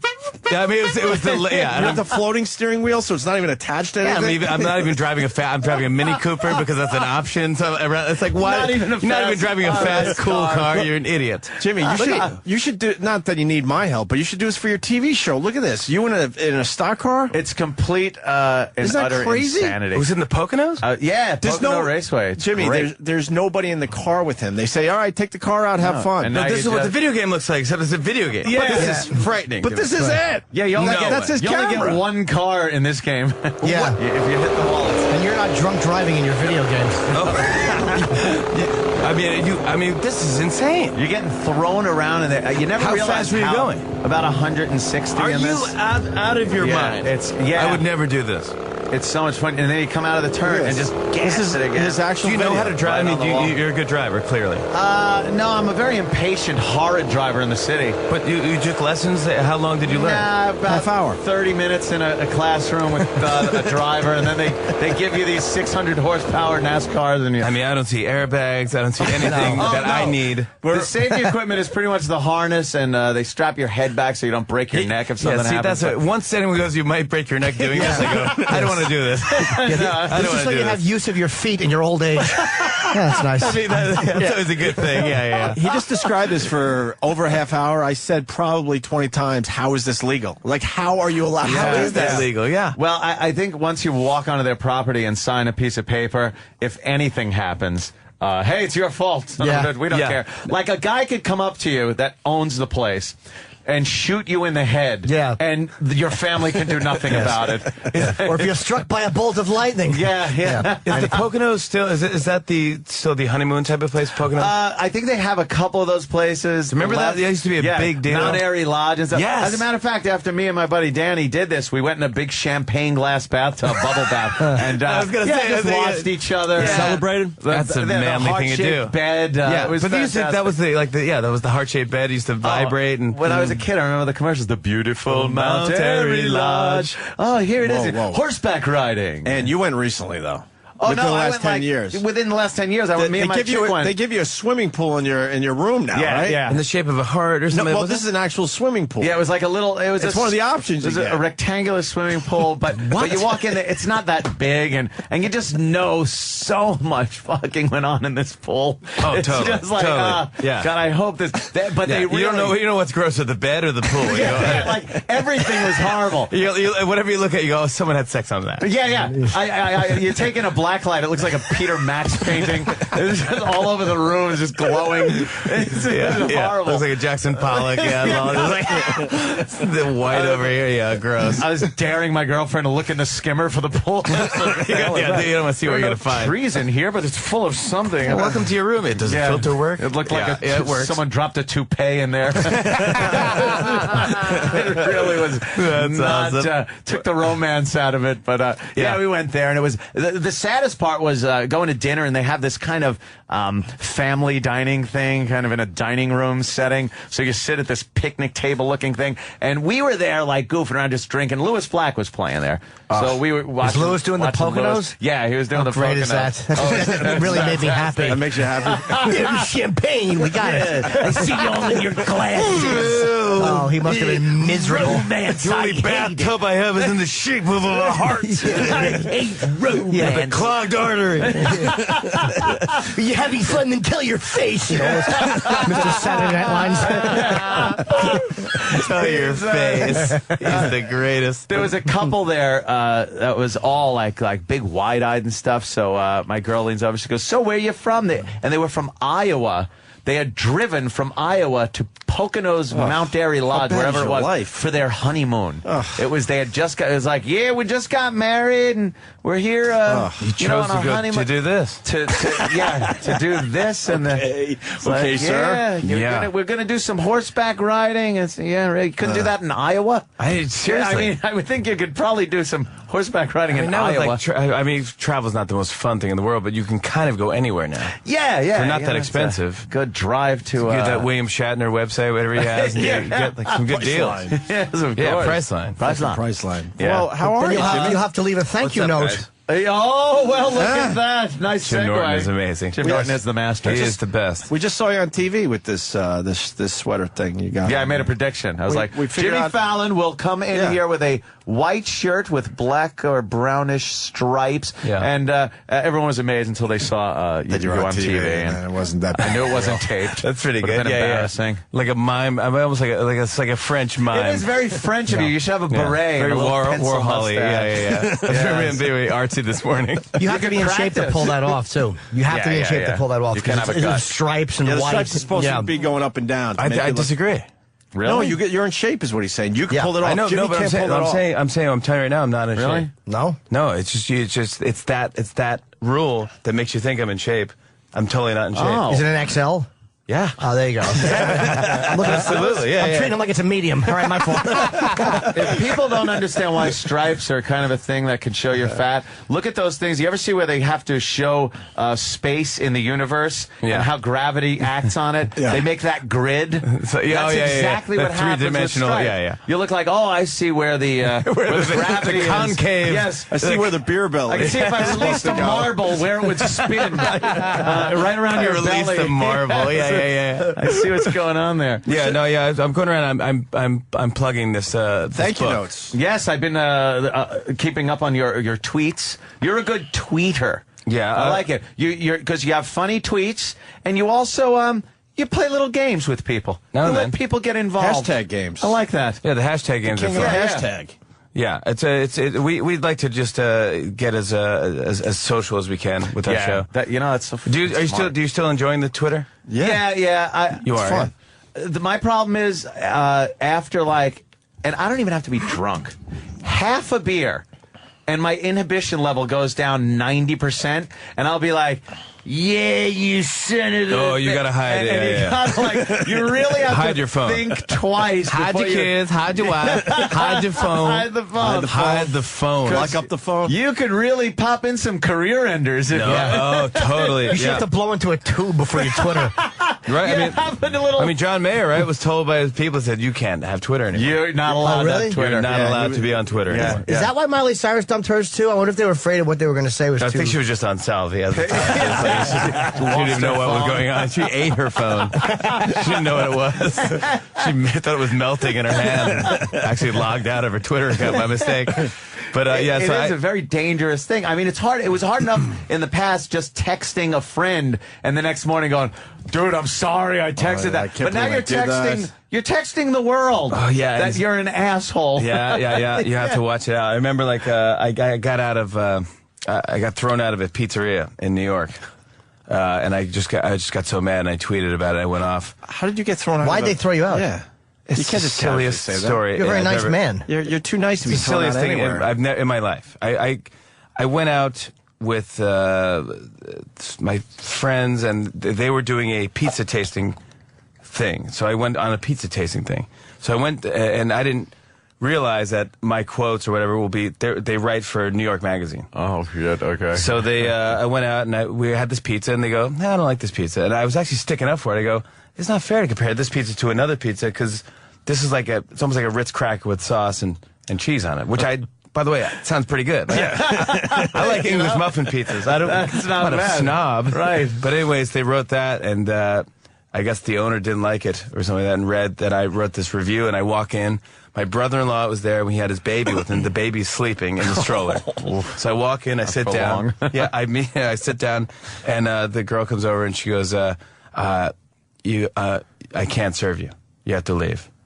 And she's smiling. which makes me even more mad. So I go, man. So I go. They were just waiting for you to come in she again. loved it. Couldn't wait to do this. And I was like, so I start joking. So I go, okay, good, I'll leave too. I mean, let's leave together. Let's go somewhere else. Let's go to a different pizzeria or whatever. She goes, no, I'm serious. You gotta leave. And I was like, and I was my wife came. My wife was there, and I'm like, and this baby's sleeping. And I go, are you serious? Like, what are you talking? She goes, you know what you did. You know what you did. And I go, I don't know what's going on. And could you explain to my wife this isn't sexual? Yeah, totally. It's like I had nothing. I'd never met you before. I don't care about the pizza, but you really screwed up my marriage. It shows the review in New York Magazine. Wow. And I go, I didn't even know. So I was so mad, and I just tweeted out like, screw this place. That's brutal. Good for you. Don't ever go. But then, it's more advertising for this dumb place. Nah, that's bad advertising. All press is not good press. When you're trashing it, good for you. But they want to go to the place that Fallon thought sucked. They just showed him on exactly, TV. yeah. I was so mad, yeah. I was like... But you're here. Did you ever go back in? I never went back in. Good. But you know what's fun is that I could get delivery. You could. And I guess if I really wanted that Ritz cracker crap pizza. But you don't want them to ever be on to you that it's you because, Hakalugi, exactly. There's a Grimaldi's now in the Limelight Marketplace. You remember the Limelight? Used to be a dance club? Yeah, of course. Yeah. Now it's a mall. A mall. It's a shopping mall. It used to be, you could probably still find ecstasy underneath, like, produce. You see people walk in, they're like, dude, I threw up over there. And now they're selling, Hunter boots. Wait, with the Limelights, where is that? That's on 6th and... Is it like an old church? Yeah, the old church. That is the Limelight. That's a mall? That's not a mall. The 20th and 6th, I think. Oh, yeah. I should go Where in is there. that? There were a few complaints. But they have Grimaldi's pizza, like Brooklyn. Good. Yeah. Grimaldi's is really Grimaldi's good. really good. So that's there now. I'm like so excited. John's Pizza. I used to go there in Village Pop is Lock. really good. John's is phenomenal too. There's a place in Brooklyn called Motorino. Is that number one? It's so John's good. is like number 2, I believe. Motorino, this place, like the secret to the pizza, which is what these guys are talking about, is it's how hot is the oven. Really? So if the oven's like 900 degrees, it should take you only like 2 minutes to cook the pizza. Right. You throw it in, seriously, it's like microwave. It's fast. It's like that's what I'm saying. So it's like a Celeste pizza. Mama Celeste. Mama Celeste. Remember those in the freezer? I still have them in my freezer. Oh, man, it's fantastic. But then they pull it out in the it's a little burnt. You have a couple burnt crust, bubbles there. I was stupid because we went to John's Pizza and I like pasta. And I saw spaghetti on the menu. I'm like, I want spaghetti. Why would you do that if you're at the number 1 pizza place in all of... you shouldn't even have it on the menu. And their spaghetti sucked. Yeah. And their Tastes like pizza. Their meatballs were awful. And then I had a slice of the pizza. I'm like, of course. That's why you go here. Don't order anything else. Then you go to like the pasta place go and you get a slice I of know, pizza. Jimmy doesn't have a lot of time Roland here. just said you gotta You're go. a very busy man. Oh, Roland, I can stay. Roland's the best. So I got to ask you something. It's like, when you first got on to do the show. Yes. A lot of skeptics. There were a lot of skeptics. Can Fallon handle late night and shit like? You have been really tearing it up. I'm sure you knock wood when that happens. Completely. It's like great. But do you feel like you've shown people like, hey, I can do this? Because as a performer, everybody probably thought, oh fuck, if I fuck this up, I'm gonna look like an asshole. Oh yeah, I mean, I knew this was my last thing. Yeah. Do you feel vindicated? Not really. I don't think I ever will. I mean, No. I still a fight. I think it's going to take, I say I'm only been on for 2 years. So I say if 5 years, if I'm still on, then I go, okay, then I can go, I did a decent job. But there had to have been some kind of buzz and support right from the beginning because they don't give people that long, It's... I mean, you guys were on when I first was on. I mean, I think I've changed even since then. Yeah. First 6 months or something, you guys came on. But Absolutely. It's like we're calmed down a bit more, and you don't know the crew, you don't know I don't know how to host a talk show. I don't know how to, probably when you first came on to do, radio, you didn't know how to do radio. No, probably, it's like you learn by doing it, I guess. Dude, you sang with McCartney. Like, how great is that? What a great gig that is. Some of it got crazy. I mean, some of the shit you're able to do is like, wow, man. It got really crazy. I mean, when Springsteen wanted to do a bit, and you go like, this is just getting crazy. And it's like, you have to put horseplay and just gotta go, I was going to think about it. How do you hold it together when you're singing with McCartney? You're like, that's fucking, I don't care who you are. That's fucking Paul McCartney. I went down, he was on Saturday Night Live that week, and so I went down to his dressing room to get him to, just to say what we're going to do on the show. Oh, they let you back in there? Yeah, they allowed me back in, yeah. I still have my old key, so my old ID pass. So I went in and he goes, we're just going to do a chat, we'll just do a quick chat, and that'll be great, Jimmy. Your show's doing good, I go, cool. I go, and I was like, I don't think he's ever seen the show. But I go, okay. He's being nice. So I go, well, I was wondering if you want to do this bit, because I know, when you wrote Yesterday, the original lyrics were scrambled eggs. Yeah. Because, back in the day, so he wouldn't forget it in his sleep, he wrote, scrambled eggs, oh my lady, how I love your legs. And so that's what he remembered, like, da-da-da-da-da-da, just a tune. So he goes, yeah, that's true. I go, well, me and this writer, it was this guy, Mike DeSantis, we wrote the rest of the song, Scrambled Eggs, the original. And he's like, oh, I think I'm just going to do a chat. That's a quick talk, and that's all, okay? But your show's great. It's really great. I'm like, I go, okay. So I go, well, can I just do it for you? I just want to sing it for you quick, and if you want to do it, you can. If not, I go. Sing in front of McCartney. Wow. And if you want to do it, you can. If you don't, then I'm going to do it either way. I'll wear a wig, and I'll do it. He's like, well, okay. So I go, scrambled eggs. Oh, lady, how I love your legs, but not as much as I love scrambled eggs. Oh, have you tried scrambled eggs? Waffle fries. Oh, my baby, how I love your thighs, but not as much as I love waffle fries. Yeah. So then people in the room start laughing, and next thing you know, his head's right over my shoulder. Reading off the paper. He's like, they are so damn good. And he's singing. I was like, so then he gets his guitar, and I'm like, oh my gosh. So now it's like, so he's like, so I go, Let oh me my call gosh. up Ringo. So then he goes, yeah. I said, all right. So would you want to do it? He goes, oh, don't worry, you're doing it with me. And I'm like, you don't have to fight me on this. I mean, I'd be honored to do it with you. So, and then I didn't stop there, of course, because I'm just ridiculous. But it was the anniversary of John Lennon's death. And I said, this is the anniversary. He goes, yeah, I know, of course. And I go, you have that great song called Here Today, because I'm a giant McCartney fan. He was on the Tug of War album. It's a beautiful song about, like, what would you say if you were around today? Would you say we're friends? Would you say that we're enemies? It's a beautiful song, and he... Wait, is it about Lennon? It's about John Lennon. Oh, it is, okay. Oh, it's beautiful. So I said, I love if you just did that. Like, let me get the other guitar, let me try. So he got it out. Holy shit. He goes, all right, yeah, I could do that. And he came on the show, and he sang, Wow. he did Scrambled Eggs, and he sang Here Today. Oh, Dude, we can't get a stripper to show her tits. times are getting tough for us, Jimmy. Well, I'll help you out. Next time I'm in, I'll get somebody to help you guys out. God. Wow, that is a great story. By the way, also on SNL, the friggin' Bee Gees thing. It's the silliest thing. Was so goddamn funny. For years, like, me and my brother had always done that. The Bee Gees talk like the Bee Gees and shit like that. And to see you guys doing that was classic, dead on. It's so silly. What do you think? Good evening, ladies and gentlemen. Like, imagine if Barry and by the way, he's apparently the nicest human being. He doesn't have a temper at all, but we made him like totally like a maniac. Yeah. Oh, he's nuts. He's like, don't you ever talk to me! I am Barry effing Gibb! I survived the rapture! I will put an air holes up your butt and blow you up like a Macy's Day balloon and ride you in front of children! What are you talking it's so about? funny to have him that angry. He should have never. He's the nicest Australian man on earth. He's Barry. Yeah, he sings like that. Now they're pounding on the window. I know, they're really... they really want you out get of him here, out. Jimmy. Where's Jimmy? I love you guys. We didn't really man. promote it, but it's thank you notes. The Thank bit you you do notes. on your show, of course. And it's a quick read, we were saying. This is nice. It's great for the bathroom. Honestly, I'm not even. That's perfect. You put it by the bathroom. You Love read bathroom it. books. That's what they're perfect for. Yeah, it's a good if graduation gift. You gotta get something for your kids. Like it's under $10, whatever.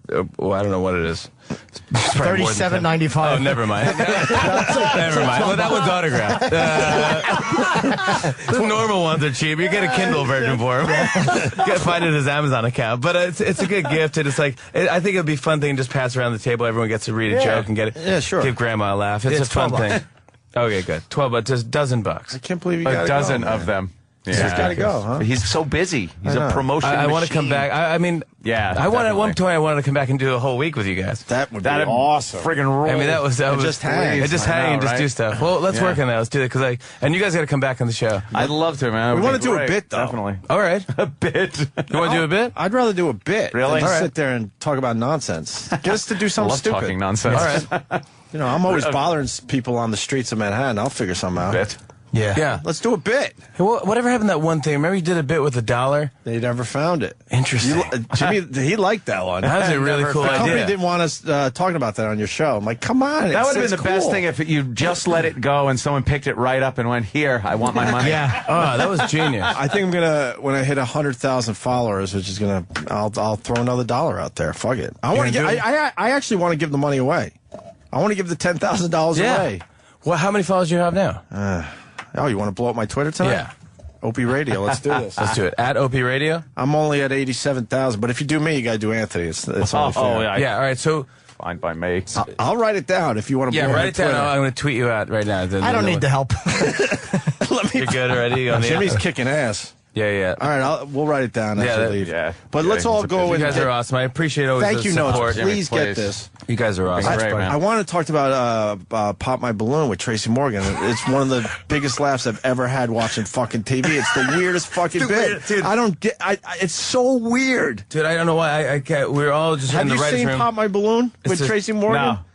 I can't even explain how weird this fucking It's a thing weird is. thing, Pop it up and watch it. Have you done more than one of those? No, only that one. That with was Tracy. it. Are you going to bring it back? I think I might do it. I want to see if maybe Beyonce wants to do it. That would be Tracy's awesome. fucking You got out to of see his this mind. bit. It is the weirdest. And the song is kind of cool. It's very 60s. Like, right. we were just pitching ideas back and forth, and I was just like, and I was like, wouldn't it be fun if there was a guy, like a 60s type of guy with a hot dog card just coming like, won't you pop my balloon? Won't you pop my balloon? He's got a bunch of balloons or something. Yeah. And then, and Tracy comes down and he has a balloon on his crotch. Yeah. It's just, he's wearing a white spandex outfit and he has blonde hair and a Fu Manchu. And he's just dancing around with this balloon, and then I pop his balloon and he gets all bummed out. But it takes forever. It's so silly. It's like, there's no real point to it. It's a real weird sketch. But he loved it. And then at the end, I put another balloon on his crotch. It's one of the hardest So it is a laughs I've happy ever ending. had. It's a happy ending. Yeah. All right. You guys are the best. Now they're dragging you out of here. Thank you, Notes. Jimmy Fallon You guys with rock. the writers Thanks of for Late having me. Night. Check it out. We're going to take a break. Opie and Anthony. This is the Opie and Anthony Show. Sirius XM. Podcast Smodcast with Kevin Smith and Scott Mosier. Smodcast. How about this? Here's a show. This is the future, man. This is future now. Podcast is pretty much just kind of sit around and tackle the big issues. It's such a cool experience. We'll do it the dramatic way. Please, sir. Please, may I sir. have some more? May I have it? Right all over my face and titties. You know, it's a bad example. Smodcast with Kevin Smith and Scott Mosier. Saturday at 10 a.m. Eastern and throughout the weekend on The Virus. What if you never had the chance to meet one of your favorite comedians? The escalator can never break. It can only become stairs. What if somehow you could go back, get inside his mind? Man, I don't know how I get away with it. Sirius XM's Raw Dog Comedy presents Storytime, Mitch Hedberg. Mitch's wife Lynn and his friends, comedians Doug Stanhope, Mike Birbiglia, and Rob Cantrell open up Mitch's personal notebook and open up themselves about their friend, the late, great Mitch Hedberg. Right. Monday at 5 p.m. East to West. Another comedy exclusive from Raw Dog Comedy Uncensored. Sirius XM 99. Rates, policy forms, and availability vary by state. Why spend more than you have to on your life insurance? Our free service can save you a fortune on your life insurance in just one short phone call. I'm Byron Udell, founder of AccuQuote. At AccuQuote, we monitor hundreds of top-rated life insurance products to find you the lowest prices. For example, a healthy 40-year-old can protect his family with $500,000 of 10-year level term for less than $21 a month. Rates for women are even lower. We even have term life policies that guarantee your money back even if you don't die. AccuQuote makes it easy to find the best values. Just call 800-913-2141. Since 1986, we've helped hundreds of thousands of people save a fortune on their life insurance. How much can you save? Just call AccuQuote at 800-913-2141. Call now for your free quote. 800-913-2141. That's 800-913-2141. Did you know that tap water in your home may be hazardous? Not to your health, but to your appliances and your wallet. Your home's hard water creates pipe-clogging limescale, and that can shorten the life of your water heater, ruin your dishwasher, and break down your washing machine. Limescale deposits block your appliance's heating element, costing you as much as $1,200 a year in energy and wear. But you can remove limescale without chemicals, magnets, or salts. It's easy with HydroCare, the patented device used worldwide. You simply clip HydroCare to your main water pipe. HydroCare removes and prevents limescale buildup in your entire plumbing system, guaranteed. If your home has hard water, extend the life of your appliances and lower your energy costs with HydroCare. Log on to softwater123.com. That's softwater123.com or call now for free information. 1-866-339-5533. 1-866-339-5533. Are you an inventor? Or do you know an inventor who would like to attempt to have an invention or idea patented and submitted to industry? InventHelp, America's largest invention company, has inventors' information you can have free. Record your invention's date of origination. Plus, get an informative brochure and other material of interest to new inventors from the company whose patent referral services have helped secure more than 7,000 patents. Even if you only have an idea for improving an existing product and don't know where to go with it, you'll want this free inventor's information. It shows how InventHelp may assist you in trying to patent your invention and submit it to industry. It's a free call, so call now. 1-800-220-9562. That's 1-800-220-9562. Call toll free at 1-800-220-9562. That's 1-800-220-9562. InventHelp is a fee-based company. Protection against web-based threats like malware and phishing has become a serious challenge for companies with distributed workforces. Barracuda Networks, the world leader in content security, application delivery, and data protection, with more than 130,000 customers worldwide, can help. Web Security Flex combines physical and virtual gateways with cloud services to protect both on-site and remote users from a single portal. Stop web threats. Visit barracuda.com/flex to try Barracuda Web Security Flex free for 30 days. That's barracuda.com/flex. Hey, while you're sitting around waiting for Opie and Anthony to return from break, check us out on Facebook. Just go to facebook.com/Opie and Anthony. Opie and Anthony. And of course, Twitter. Twitter.com/Opie Radio. Twitter.com/Anthony Cumia. And Twitter.com/Jim Norton. You're listening to Opie and Anthony on the virus.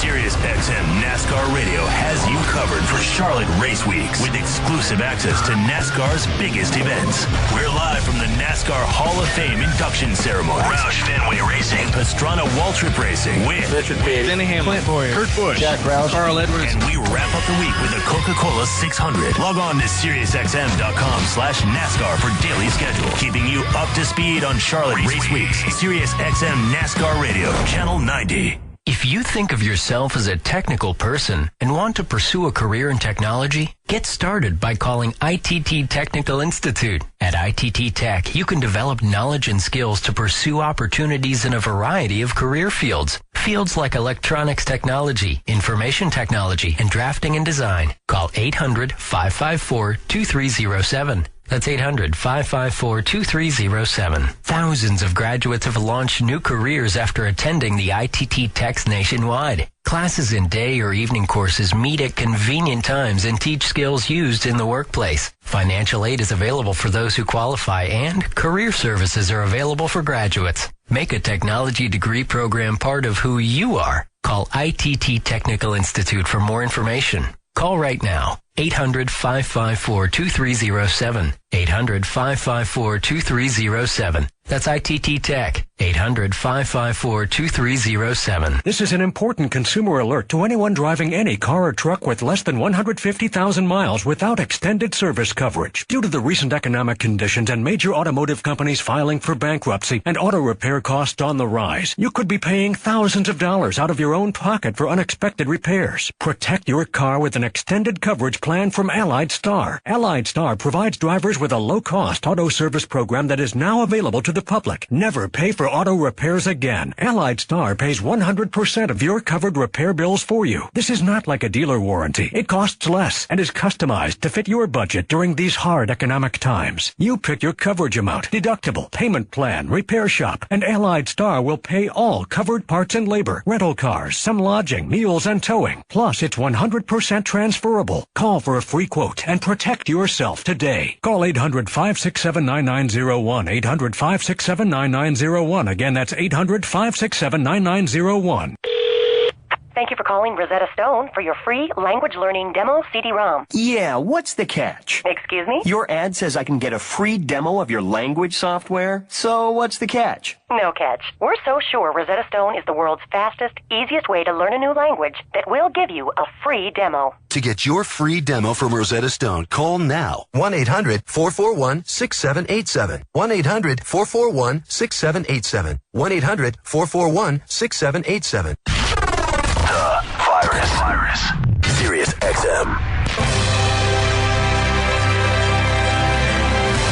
The Opie and Anthony Show presents Primetime Sam Roberts and one question with a guest we couldn't get.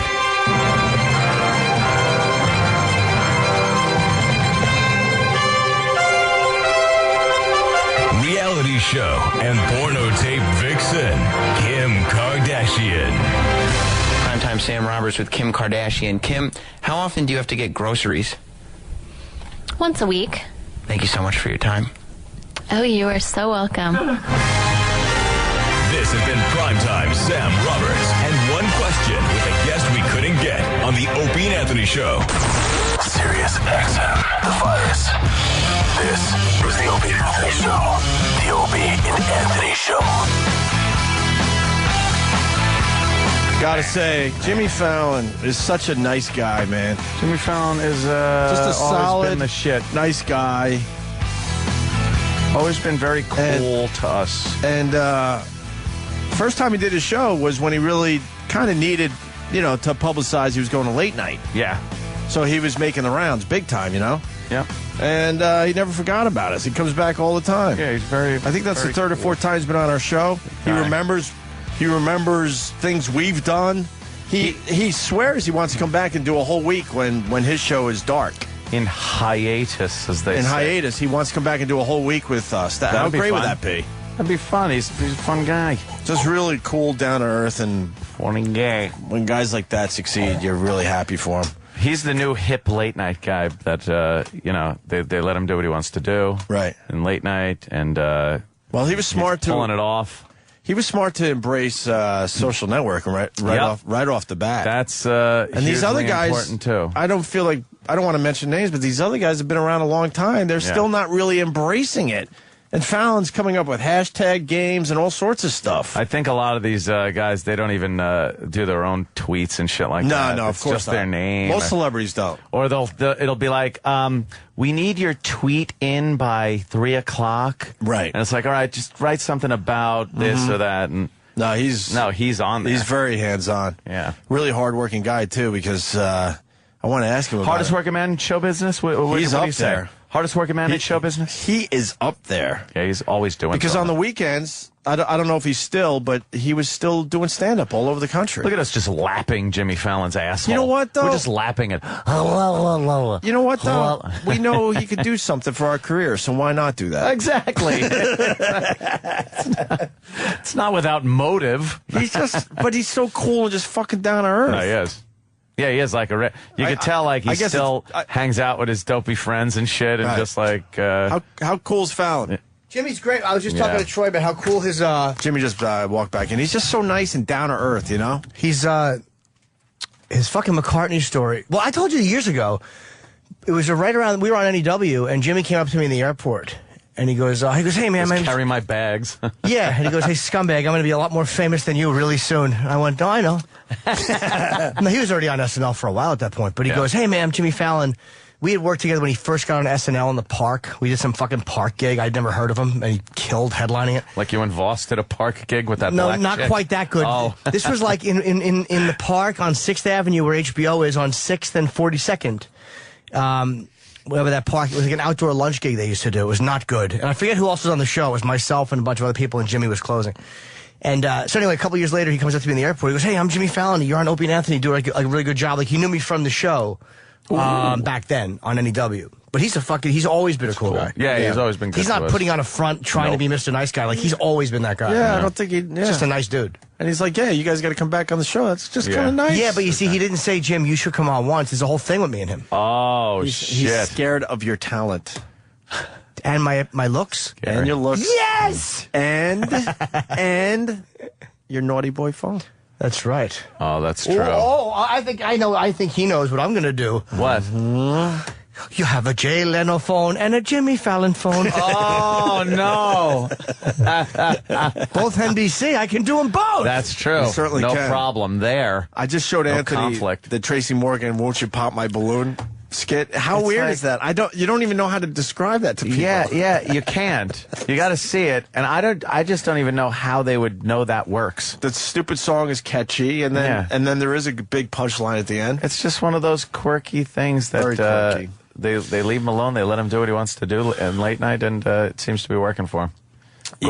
Go for him. All right. I guess Brewer's coming in after he interviews Fallon, I'm hearing. That'd be nice. Oh, is that it? For him to say hi. How long are they going to be hanging together? They could, talk about SNL. But they could bash SNL for a while. How great was that story with McCartney? Can you imagine it? I thought it stunk. You write a little... It was phenomenal. You write a little bit. Write a goofy song. And then all of a sudden he gets into it, and now you're singing with Paul McCartney. God. That's fucking crazy. Right? I couldn't even imagine. That would be like me, doing one of my wacky song parodies and having the actual guy there. Although they're all dead. Did you once? They're old songs. You sang with, who'd you sing with? Kid Rock was your biggest? That time at NEW?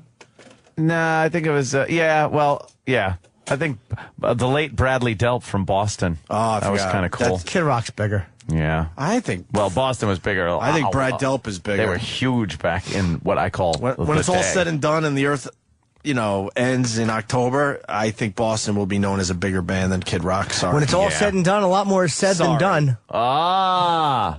I want to sing tomorrow with a good friend. Brian Johnson. Johnson? No. Brian Johnson's coming in. Malcolm? Yes, he is. Malcolm? Yes, Malcolm. Malcolm McDowell tomorrow and Brian Johnson.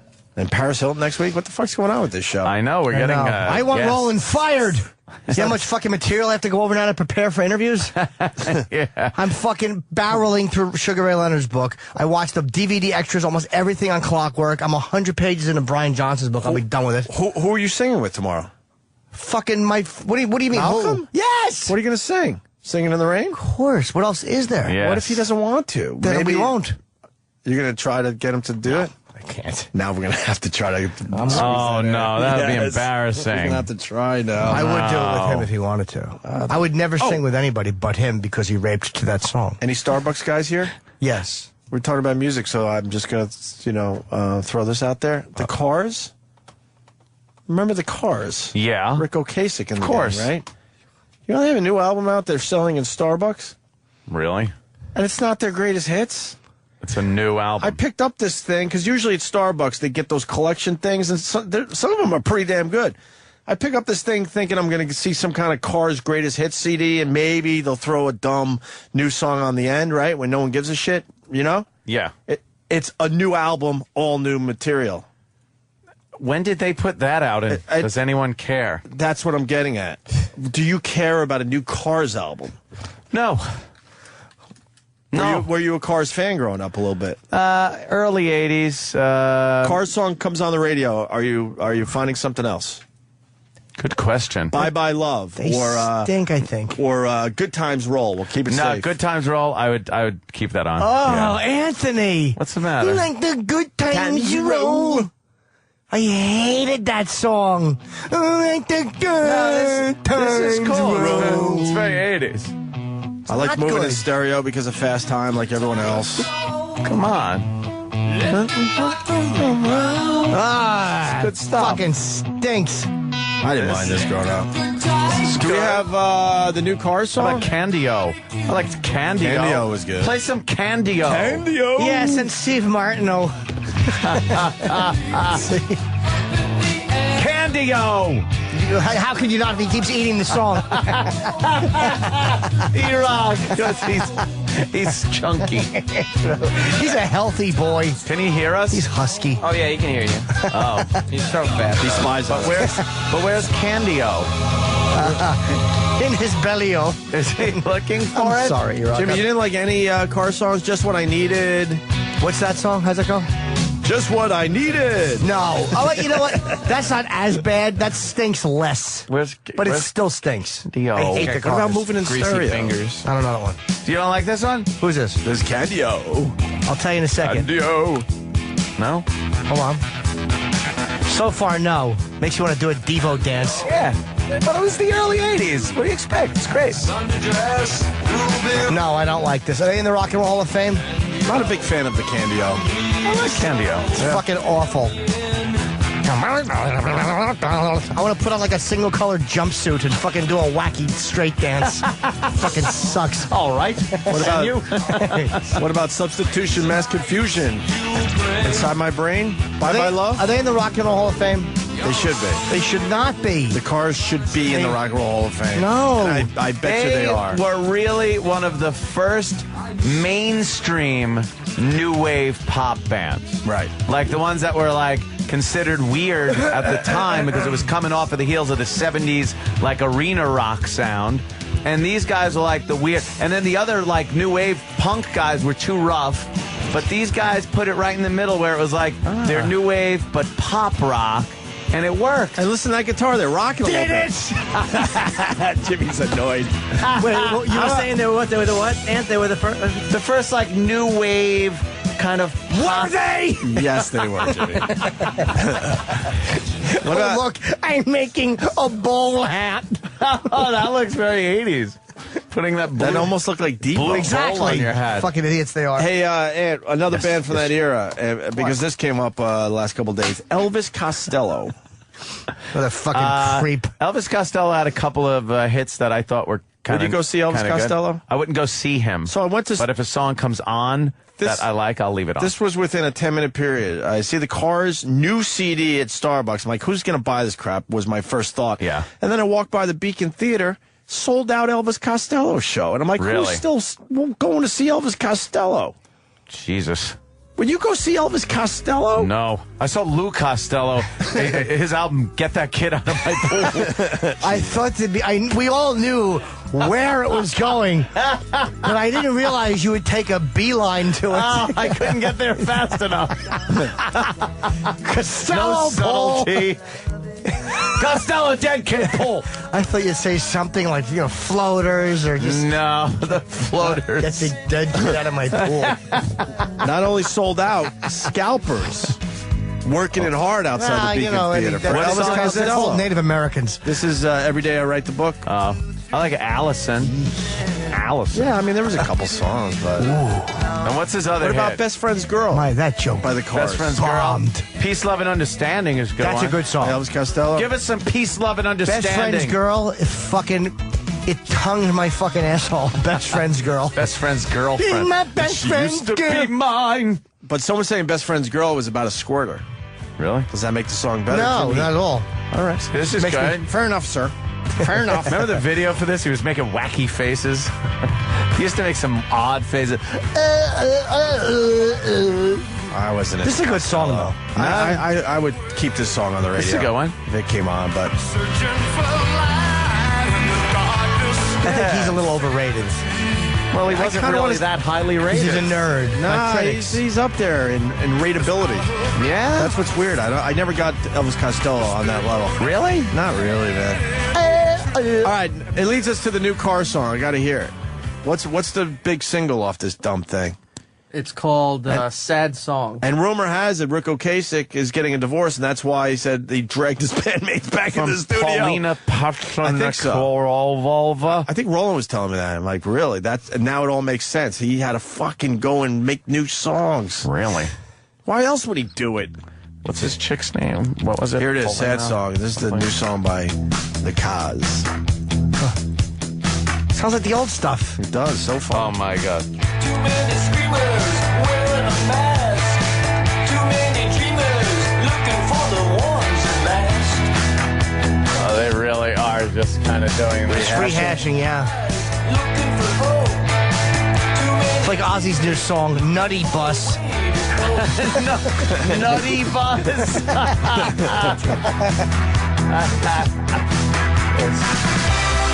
Candy-O. Yep. It's just a sad song. Devotion long, yeah. It's just a sad song. It won't take long. It's It definitely sounds like I don't know, the Cars. His voice sounds, but it's probably the effects. You wouldn't. The voice sounds exactly the same. You wouldn't be confused. Almost sounds like a lost track, but this sound is kind of coming back in music a little bit. So I don't know. Maybe it'll work. What do I know? You wouldn't be confused thinking this was somebody else. But what? Yeah. Why would you put out a new album with 12 brand new songs on it? You could have put this on, maybe another new song with a greatest hits album. It would have done fine. Right. But maybe he's done that already. I don't know. Do you know that song "Whip It" by Devo? Oh yes, I do. Boom, boom, boom, boom, boom. Whip it good. Boom. I like to make that noise with my mouth while I'm eating a girl's pussy. Boom, boom, boom, boom, boom, boom, boom, boom, boom. They love that. All right, we don't need to do this anymore. Sorry. This is a great fucking tune. And I don't want to like this song. The Whip It comes on, and I just have to finger my own ass. And again, this was one of the 10 original videos that they used to play on MTV when it first started. And you just fucking watch this like 1,000 times. Remember hey, look, they're wacky. They got whips and they got wacky hats. And then they went with I Can't Get No Satisfaction. Yeah. Their version of and I Can't Get No Satisfaction. That's when they lost me. A little weird. Song 2. And Marta Quinn. Yes, Marta Quinn. She's still doing it on the 80s channel. She's on the 80s channel here. They all are, aren't they? Except for JJ. Need a black what? Yeah. But you're not going to hit me, are you, Ramrod? What? I don't know. I can't just... His face is... He's so odd. It's Keenan Cahill. Yeah. Who is he? Whatever. He's like a... He lip syncs everything. He lip syncs. Is that the one that's... I interviewed him in the 10 Oh, that's the kid? I interviewed him during the shit hour Let me one see day. that again. He's You guys actually went pretty home, good and all of a there. sudden he showed up. He said, fuck this, I'm interviewing this little creep. I listened to that because I wasn't in that day. I videotaped him, and first time one of his videos didn't do well. Yeah. Every other video he does millions of views. Mine, 20,000. And it was Cahill. Sam's fault, right? I think so. It was Sam's fault for talking during the time. Yeah, but it was the shit hour. We didn't have to worry about having the quality up, so you just play the song. Again, I say, if you want the video without my talking, just download the song. Yeah, but that's a lot of work. It's not a lot of work. It was right there for everybody. It's literally the top 10 of iTunes. It's a lot of work, Sam. This is actually kind of entertaining. He makes the really wacky faces. Yeah, but and for movements. a kid, it's not bad. He's actually, he's probably going to be a very funny guy. Look, he'll get a gig on some show. Look, for having an incurable liver disease, I think he does very well. Yeah, What do there's you some kind of think? medical difficulty there. He looks like a weird dwarf kid. He's fucking. He's 35 years old. I think he has the Gary Coleman. Jimmy is looking like, wait. That's a bunch of bullshit. Oh, Get your sorry. fucking names and numbers right.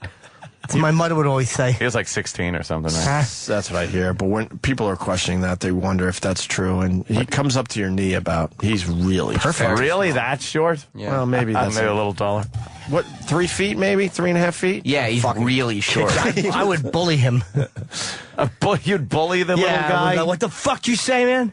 Oh, bully. And this is where 50 Cent walks in with him. Yeah, he's 50 just kind of walks right in. How many views does this have?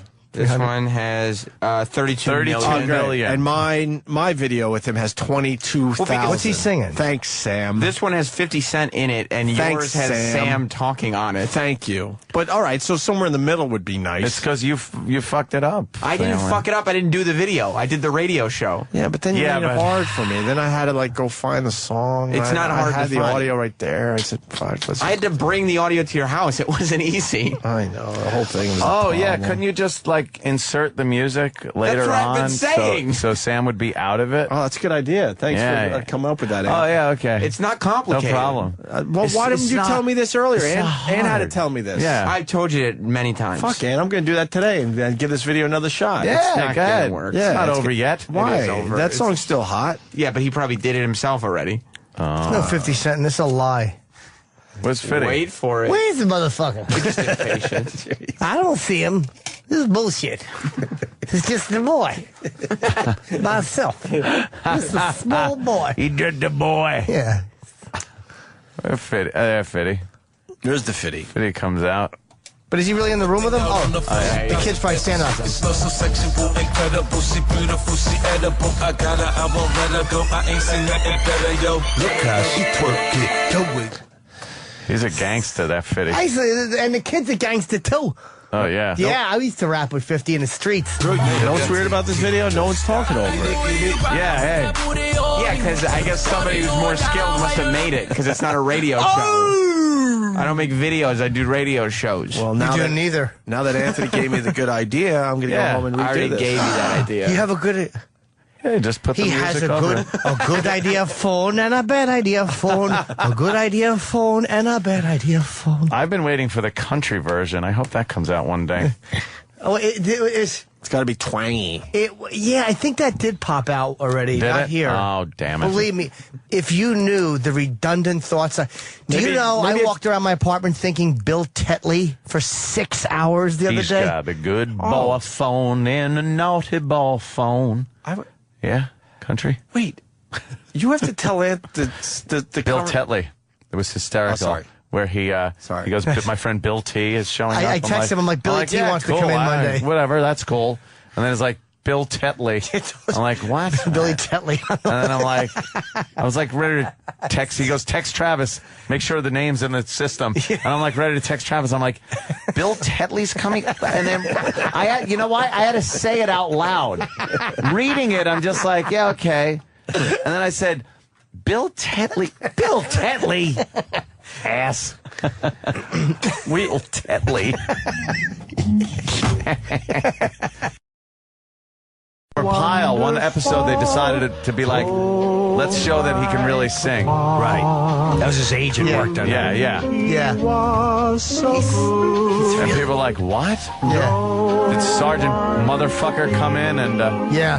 Hey, Frank, tell me what you got in the register. Who's the queer?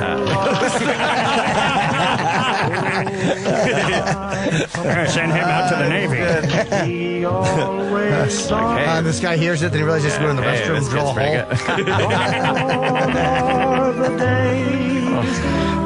Look at this. What's this dump? He's in some kind of a lounge, and it's Gomer Pyle. It's from the show. Yeah, he's wearing his naval uniform, whatever it is. Marine.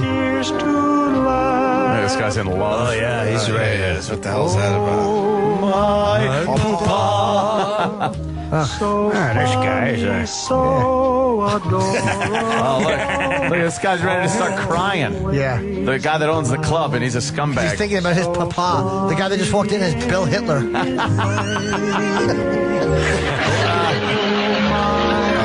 tearing up. They had to try to put. They tried to put a laugh in. They put the canned laughter in there. They almost won an Emmy for this one. Yeah. All of a sudden, a Ted offensive breaks out, and Gomer takes one to the skull. Excuse me. Not the Ted offensive, the Ted offensive. We just watched all of Oh My Papa from Gomer Pyle USMC. We're pathetic. This show's gotten really weird today. Hey, we got Brian Johnson tomorrow. I do too. Yeah. So there. Then I got him too. I'm going to tell him you guys are stupid. Have you ever had him yet? No. Oh, You're talking, man. You're going to have a ball with him. Yeah. He's funny. You're going to need a translator though. That's all right. You're going to need I mean, I'm not he's like, oh, you doing the singing Opie, Anthony. I'm just, whoa. He can understand a fucking word. When I first started writing a book, when I was kid, and I got this great fucking joke there. It's going to be a great time now, so I say, so we got going fucking in here. Have you seen it as a dumping? He really has never left Newcastle. Really? Yeah, he's part of England, which is like our Alabama. Oh, okay. Wow, that makes perfect sense. You don't think of it that way. Dude, did I ever tell you when I went to dinner with him with my wife? Oh no. Dude, this is the funniest and we got okay. We go to dinner now. My wife is not born again, but like at first she went born again. She scaled it back. She pulled it back. I remember she pulled it back. You but saying that. She's still there. Okay, so she's like, he calls up. He's like, we're gonna bring our lassies to dinner. Let's go to dinner and bring our lassies. I said, dude. So I bring him to my friend's place down Low Italy. So we go down there, and he brings his wife, and Dee's there, and we started. Now Dee at every meal bows her head and, just silently does a quick. So when thanking. So when she does that, I try to distract her. Like, hey, so who's the opening band at the Garden? Who's playing there tomorrow? Yeah, it's a big game. Did you see the designing over there? It's beautiful Italian art. So shit. But now me and him are drinking. Oh, we're just plowing through red wine, and everything out of his mouth is fucking cunt. Everything is fucking cunt, fucking cunt, and he's over there, big fucking cunt. And I keep looking over at her, and she's laughing her asses off, and he starts going, I go to this great place in fucking France, and we're a big yacht, and we wave, and we go along the canal, and we waved all the fucks and the cunts and the cunts and the fucking cunt.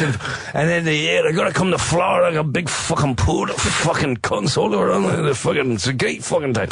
So it's about 550 cunts, 10,000 fucks. And we finished dinner, and we're leaving, and Dee's face is laughing. She's like, he's one of the funniest guys I've ever met. I told you, he's fucking hilarious. Great. She's like, hey, what a sweetheart. I said, how cool, though. He wants us and the kids to go down there. She's like, we're never, ever going. So he said, cunt 400 times before he knew my name. Can't put our kids around. We can't put our daughters around that. I'm like, it's Brian, though. She's like, Jim, he said cunt 500 times. And that's perfectly understandable when he says it. It is. You can understand that. When he says it, it sounds like art. Right. You'll see. Yeah. He'll do it tomorrow. He's like, well, they're driving a fucking cunt and this fucking cunt and fucking cunt. And it's not, cunt is not as bad over there. No. It doesn't mean and it's not the way he says it, too. He says cunt. Yeah. You'll see. It's fucking cunt. Oh, don't miss. Kevin's saying we had him on before. I thought we had the other guy. No, we had Angus Young. We had Angus, who's completely different. He was very odd. Did you see, by the way, you're an AC/DC fan, right? Yes. Oh, yeah. Have you seen the new freaking DVD? No. Holy shit. You remember that AC/DC video that came out, the concert video? Yeah. This is that times 20. I'm not. Why? I saw the ad for it. It looks fucking insane. The crowd is bouncing. Bouncing from the first song to the very end. And the whole time I'm looking for all the editing. I'm like, all right. They took one section, they just kept they sing along to the guitar riffs. So when it's going down, 100,000 people, and then they just start. It looks like liquid. It looks like liquid. It does. Crowd. It really does. Like waves. And Brian Johnson's voice. I keep listening for how they. He is clearly singing the way he sings. It's crazy. It made me realize no offense to the Stones, but this probably is the greatest rock band that ever existed. Look at this shit. Look at this. No, wait. It's like a Nuremberg rally. Bro, watch when the song kicks in. This is the new DVD by AC/DC. Watch when it kicks in. It's a sea of people, and it literally, like Anthony said, looks like liquid. They just start bouncing. And they know every single word. Yeah. Watch this. This is the greatest DVD. I watched it 20 times already. Wait, look at it. They mosh pitting. They were freaking mosh pitting it. Look at that. Look at that. Shit. It's an ocean of people. Look at that. It's oh my God. I got goosebumps. You got to think you're going to die in that crowd.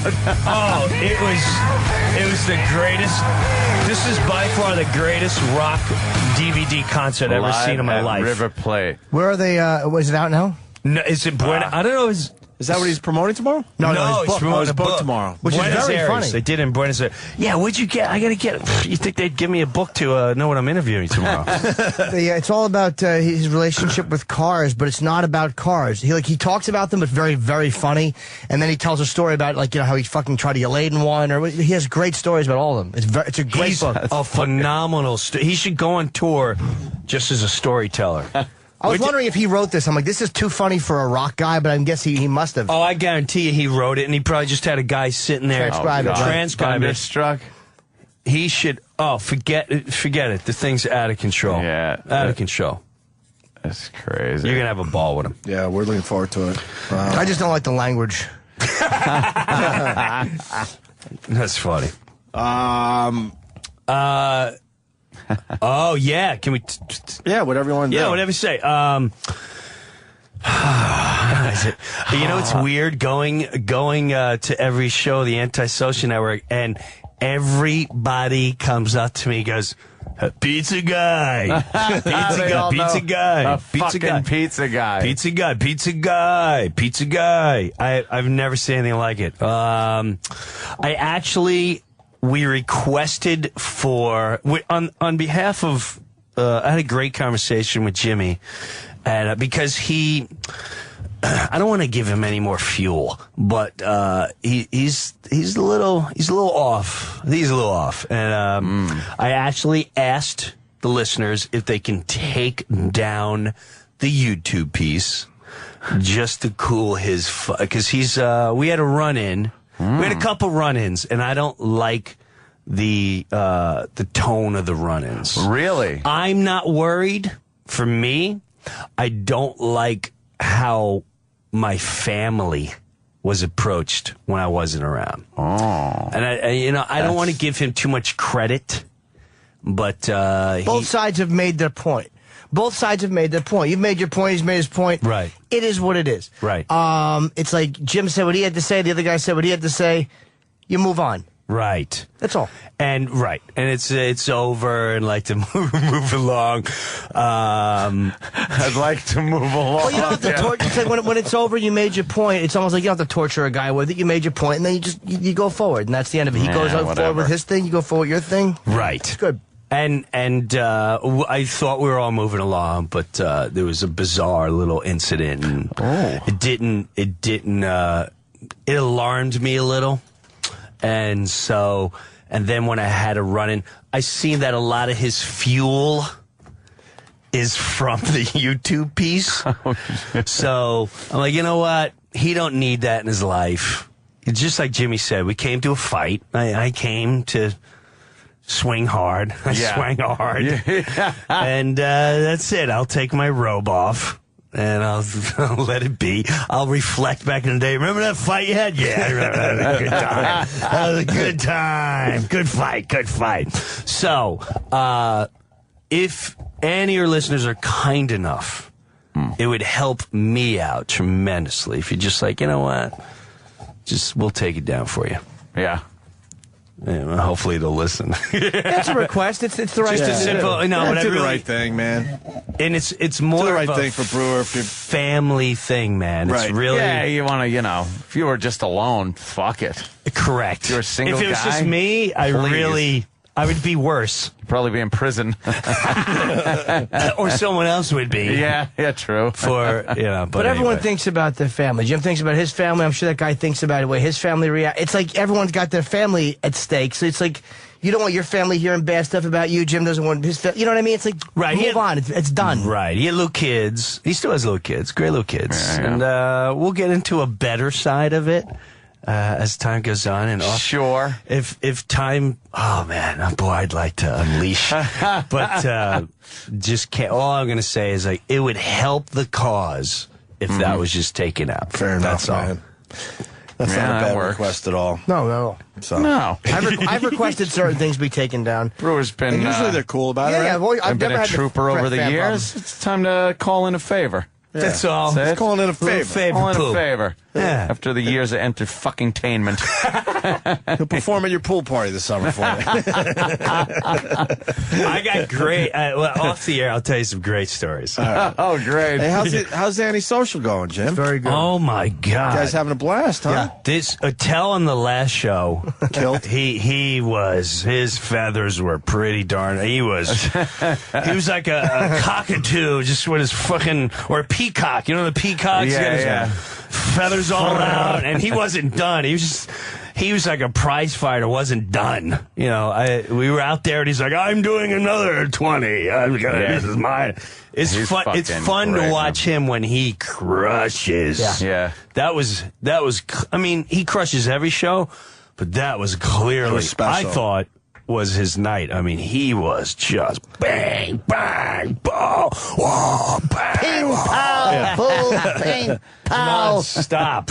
We got June 15th and the Chicago Comedy Festival, the opening night, and also... I'm excited about that one. Yeah, it's a Wednesday night, but it's the only show that night of the festival. It's the first show. But I'm excited about that night, too, only because it's a festival and comedians size each other up, and you get that whole nonsense going on. And it'd be nice to go in there, sell out, crush the place, start a buzz, and leave. And people like, hey, did you see the new Jake Lamalu? Lamalu is he's this English guy.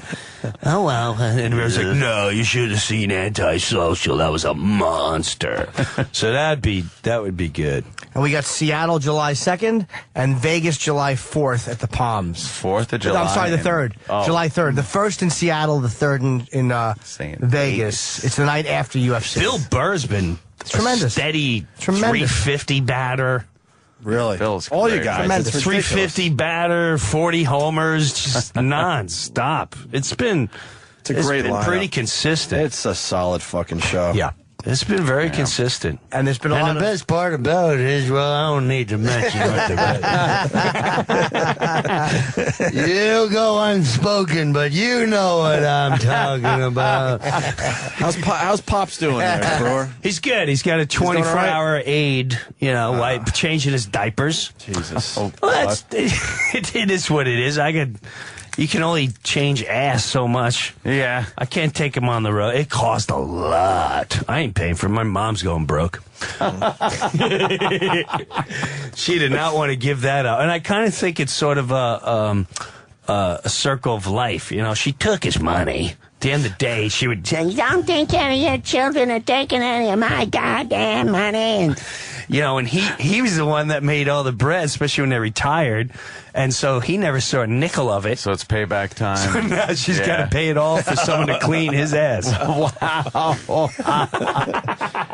The videos you make with him and your mom are just fucking great. Oh, thanks, man. Thanks. I'm gonna make some more soon. You should. Where do they go for that? Your website, obviously. Yeah, the Facebook page. That's where I go. Yeah, Facebook. I want to show you the movie, man. You got a copy? I know, and I didn't bring it out. Again, you forgot the movie. I'll make a movie. What about you little munchkin there, little Hutsku? Just turned 1. Walking, running, terrorizing. Walking like he's on stilts. You had to raise your whole apartment 3 feet. Taking headers all the time. Took a header into my TV the other day. Oh. Nice. Oof. But then you bring him out in public, and you just expect someone to take him from you. Right. You got bruises. He knows. Yeah, you got to city. He's got a weird ear bruise now, and one on his cheek. Yeah. Takes headers. Toughen him up. Because, looks like he's been slugged. Well, because he's walking like he's on stilts, and then when he starts getting really wobbly, you would think he would just say, all right, I'm bailing, I'm going back to crawling. No, that makes him go faster. So then when he does hit, he fucking hits. Right. Full ramming speed. Yes. They're like the modern-day Jackass kids, but they're not getting paid for it. Right. They're just like, staircase. I just started walking. I'm going for it. Thank God I have no stairs. Thank God. Yeah, wow, a piece of, an outlet. Let me start taking my tongue in it. Yeah. They do things Steve-O wouldn't think of doing. You know how you have charges all over your house, you think nothing of it? Yeah. The fucking kids want to suck on that shit. You don't realize how dangerous your house is. Right. No, I realize because I have my brother and sister's kids they come over have been now. over my house. Now my brother baby-proofed his house when they were really young and shit like that, and my sister same thing. But then they come over for holidays at my house, and they're offended by your house, right? Fucking broken booze bottles on the floor, guns are laying everywhere. There's just bullets and fucking everything's got a sharp edge. Have you seen my new authentic? Yeah, I got my coffee table was made by Schick. It's a giant razor blade that just sits on legs. Oh, man. It's the most dangerous house in the world. My fucking house. I had to get rid of my glass coffee table. Right. The first thing. I'm like, I didn't sure. want to. I love this stupid little thing, and now it's a nice soft What do you little sit under to cushion. look at shits now? You gotta love it. That old gag. Now I got one of those coffee tables. It's a big piece of furniture, basically. You know what I mean? So it's just soft. Yeah, I'm like, yeah. oh, Everything's got to be man. cushy. This thing had edges on it where it bubble wrapped. Oh, not good. And you realize diamonds. Everything you invested with your furniture was it's like the New York Mets. You wasted all your freaking money on all these unvaluable things. Because when you have kids, you should get rid of all your get shit furniture. Go to Salvation Army. Get peed on, puked on, bitten, salivated on. You nailed it. Markers. Yeah, and markers. We just finished painting. Painting. Came home. I left my sister with the 2-year-old for 10 minutes. She's out there smoking a cigarette, and I got new black marker all over the all over the house. There's nothing you can do. How do you know? You don't get mad, or do you get mad, or you're like, what do you do? They're 2. I get mad at the sister. Like, what were you doing? I didn't know. I gave her a piece of paper. But do you sit the kid down? Piece of paper. Yeah, here's the paper. Oh, the wall. It's all on her gums. She's painting her gums. It's so true. You have to sit her down and explain fiscal responsibility. That's really what it is. Yes, this is not helping. You gotta sit her down and explain, how is this helping the family? Helping the family. That's right. I'm at the stage where the diapers are now full-on man shits. Those are good hearty ones. The first 8 or 9 months, you laugh. And your fingernails. You laugh at changing diapers. It's nothing. Right. And then, man, I don't know. I think around 10 and a half months, it's man shit. And you do dry heave and you want to fucking puke. I'll trade you your 1-year-old for my 88-year-old. Oh, God. You want to talk about man shit? Oh, Jesus. This is like old man diarrhea. It's good times. It's not like opening up at 8 in the morning, just a spring door and that cool breeze of, I've been laying in my own shit for the last 9 hours. Good times. Good times. Good times. I didn't mean it. I know, Dad. I didn't mean it. I didn't mean it. Now, that one was on purpose. You're a saint. I didn't mean it. I don't know if I can handle that. My dad lost it in my car once when he was alive, and I was just like, wow. Mine did too. Lost it. He shot?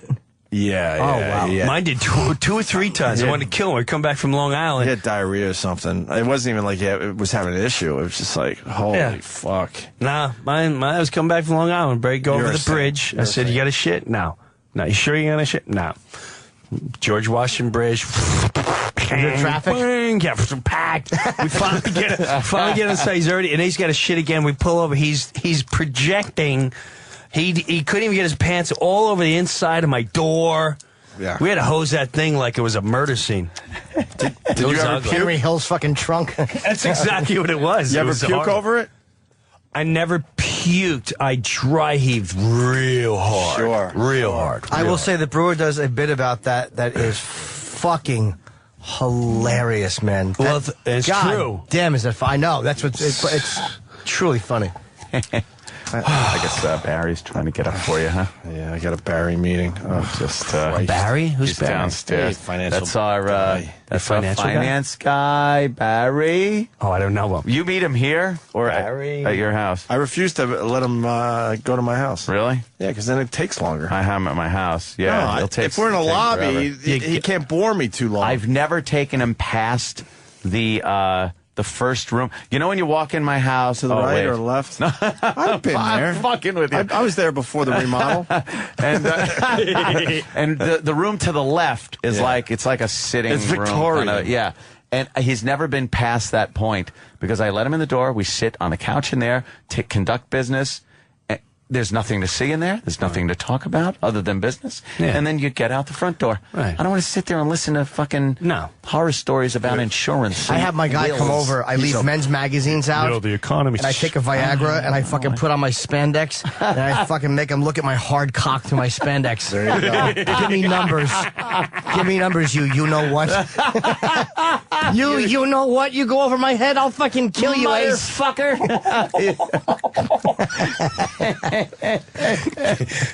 Just get to the numbers. Get to the numbers. Get to the bottom fucking line. Exactly. I need bottom line shit here. I don't need a speech about some other client that will remain nameless that had a fucking problem with this and that. I don't care.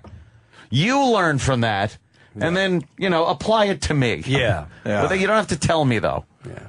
Well, good stuff. Good stuff. Good stuff. Insurance and accountants and When are you going to do the whole show with us, Brewer?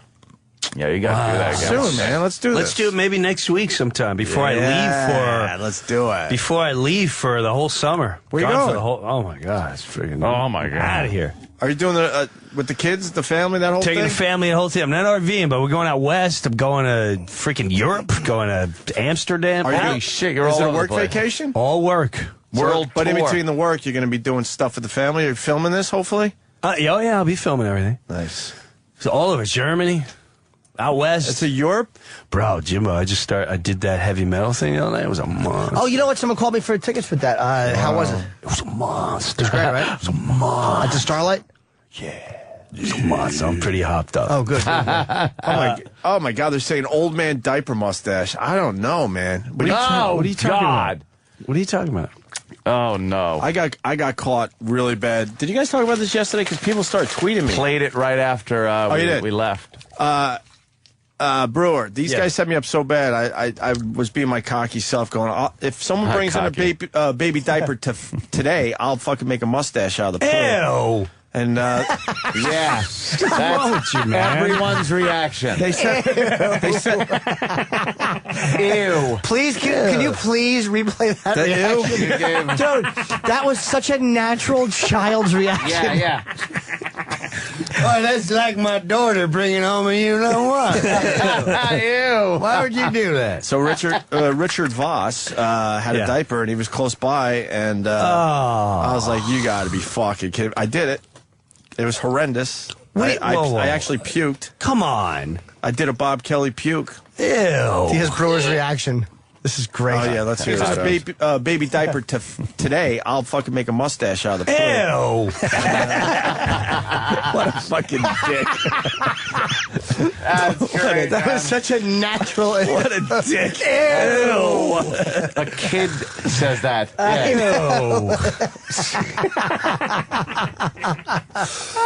Old man diaper mustache? No. How about way. fucking Jim Norton diaper mustache? Be able to do that. Believe me, I'll drop a fucking stole in a bucket for you.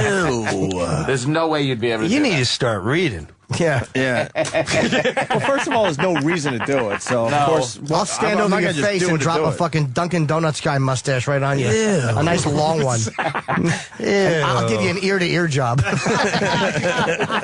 Everyone's putting their coats on. Yeah, we're getting the fuck out of here. All right, How much shit talk do we have in one day? Come on, man. Brew, you promoting anything? What do you got? No, what do I got? You got antisocial. You got your Facebook that does well. You got your radio show. You got. I'm doing rooms or whatever.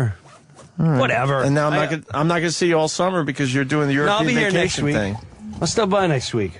And then, do you come home at all, or is it like here and there a little bit? No, I ain't back until August. Wow, that's awesome. And then I might How have can we do that? Huh? Yeah, right? I would do the radio show on the road. Well, all we could summer. just How take great would that a be? mic out to Times Square. We can't even do a solid broadcast from fucking the Hard Rock. What are we gonna?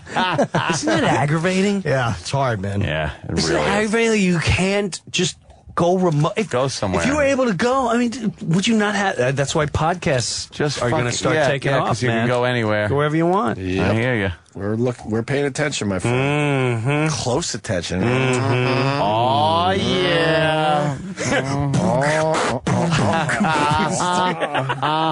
I ain't putting up with their shit too much longer.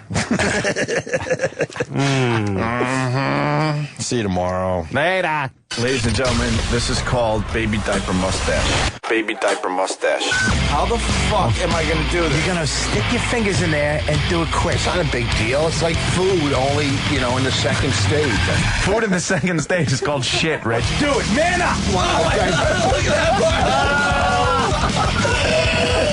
This is a new world. A new fucking world. Oh my God, no. Oh God. Open!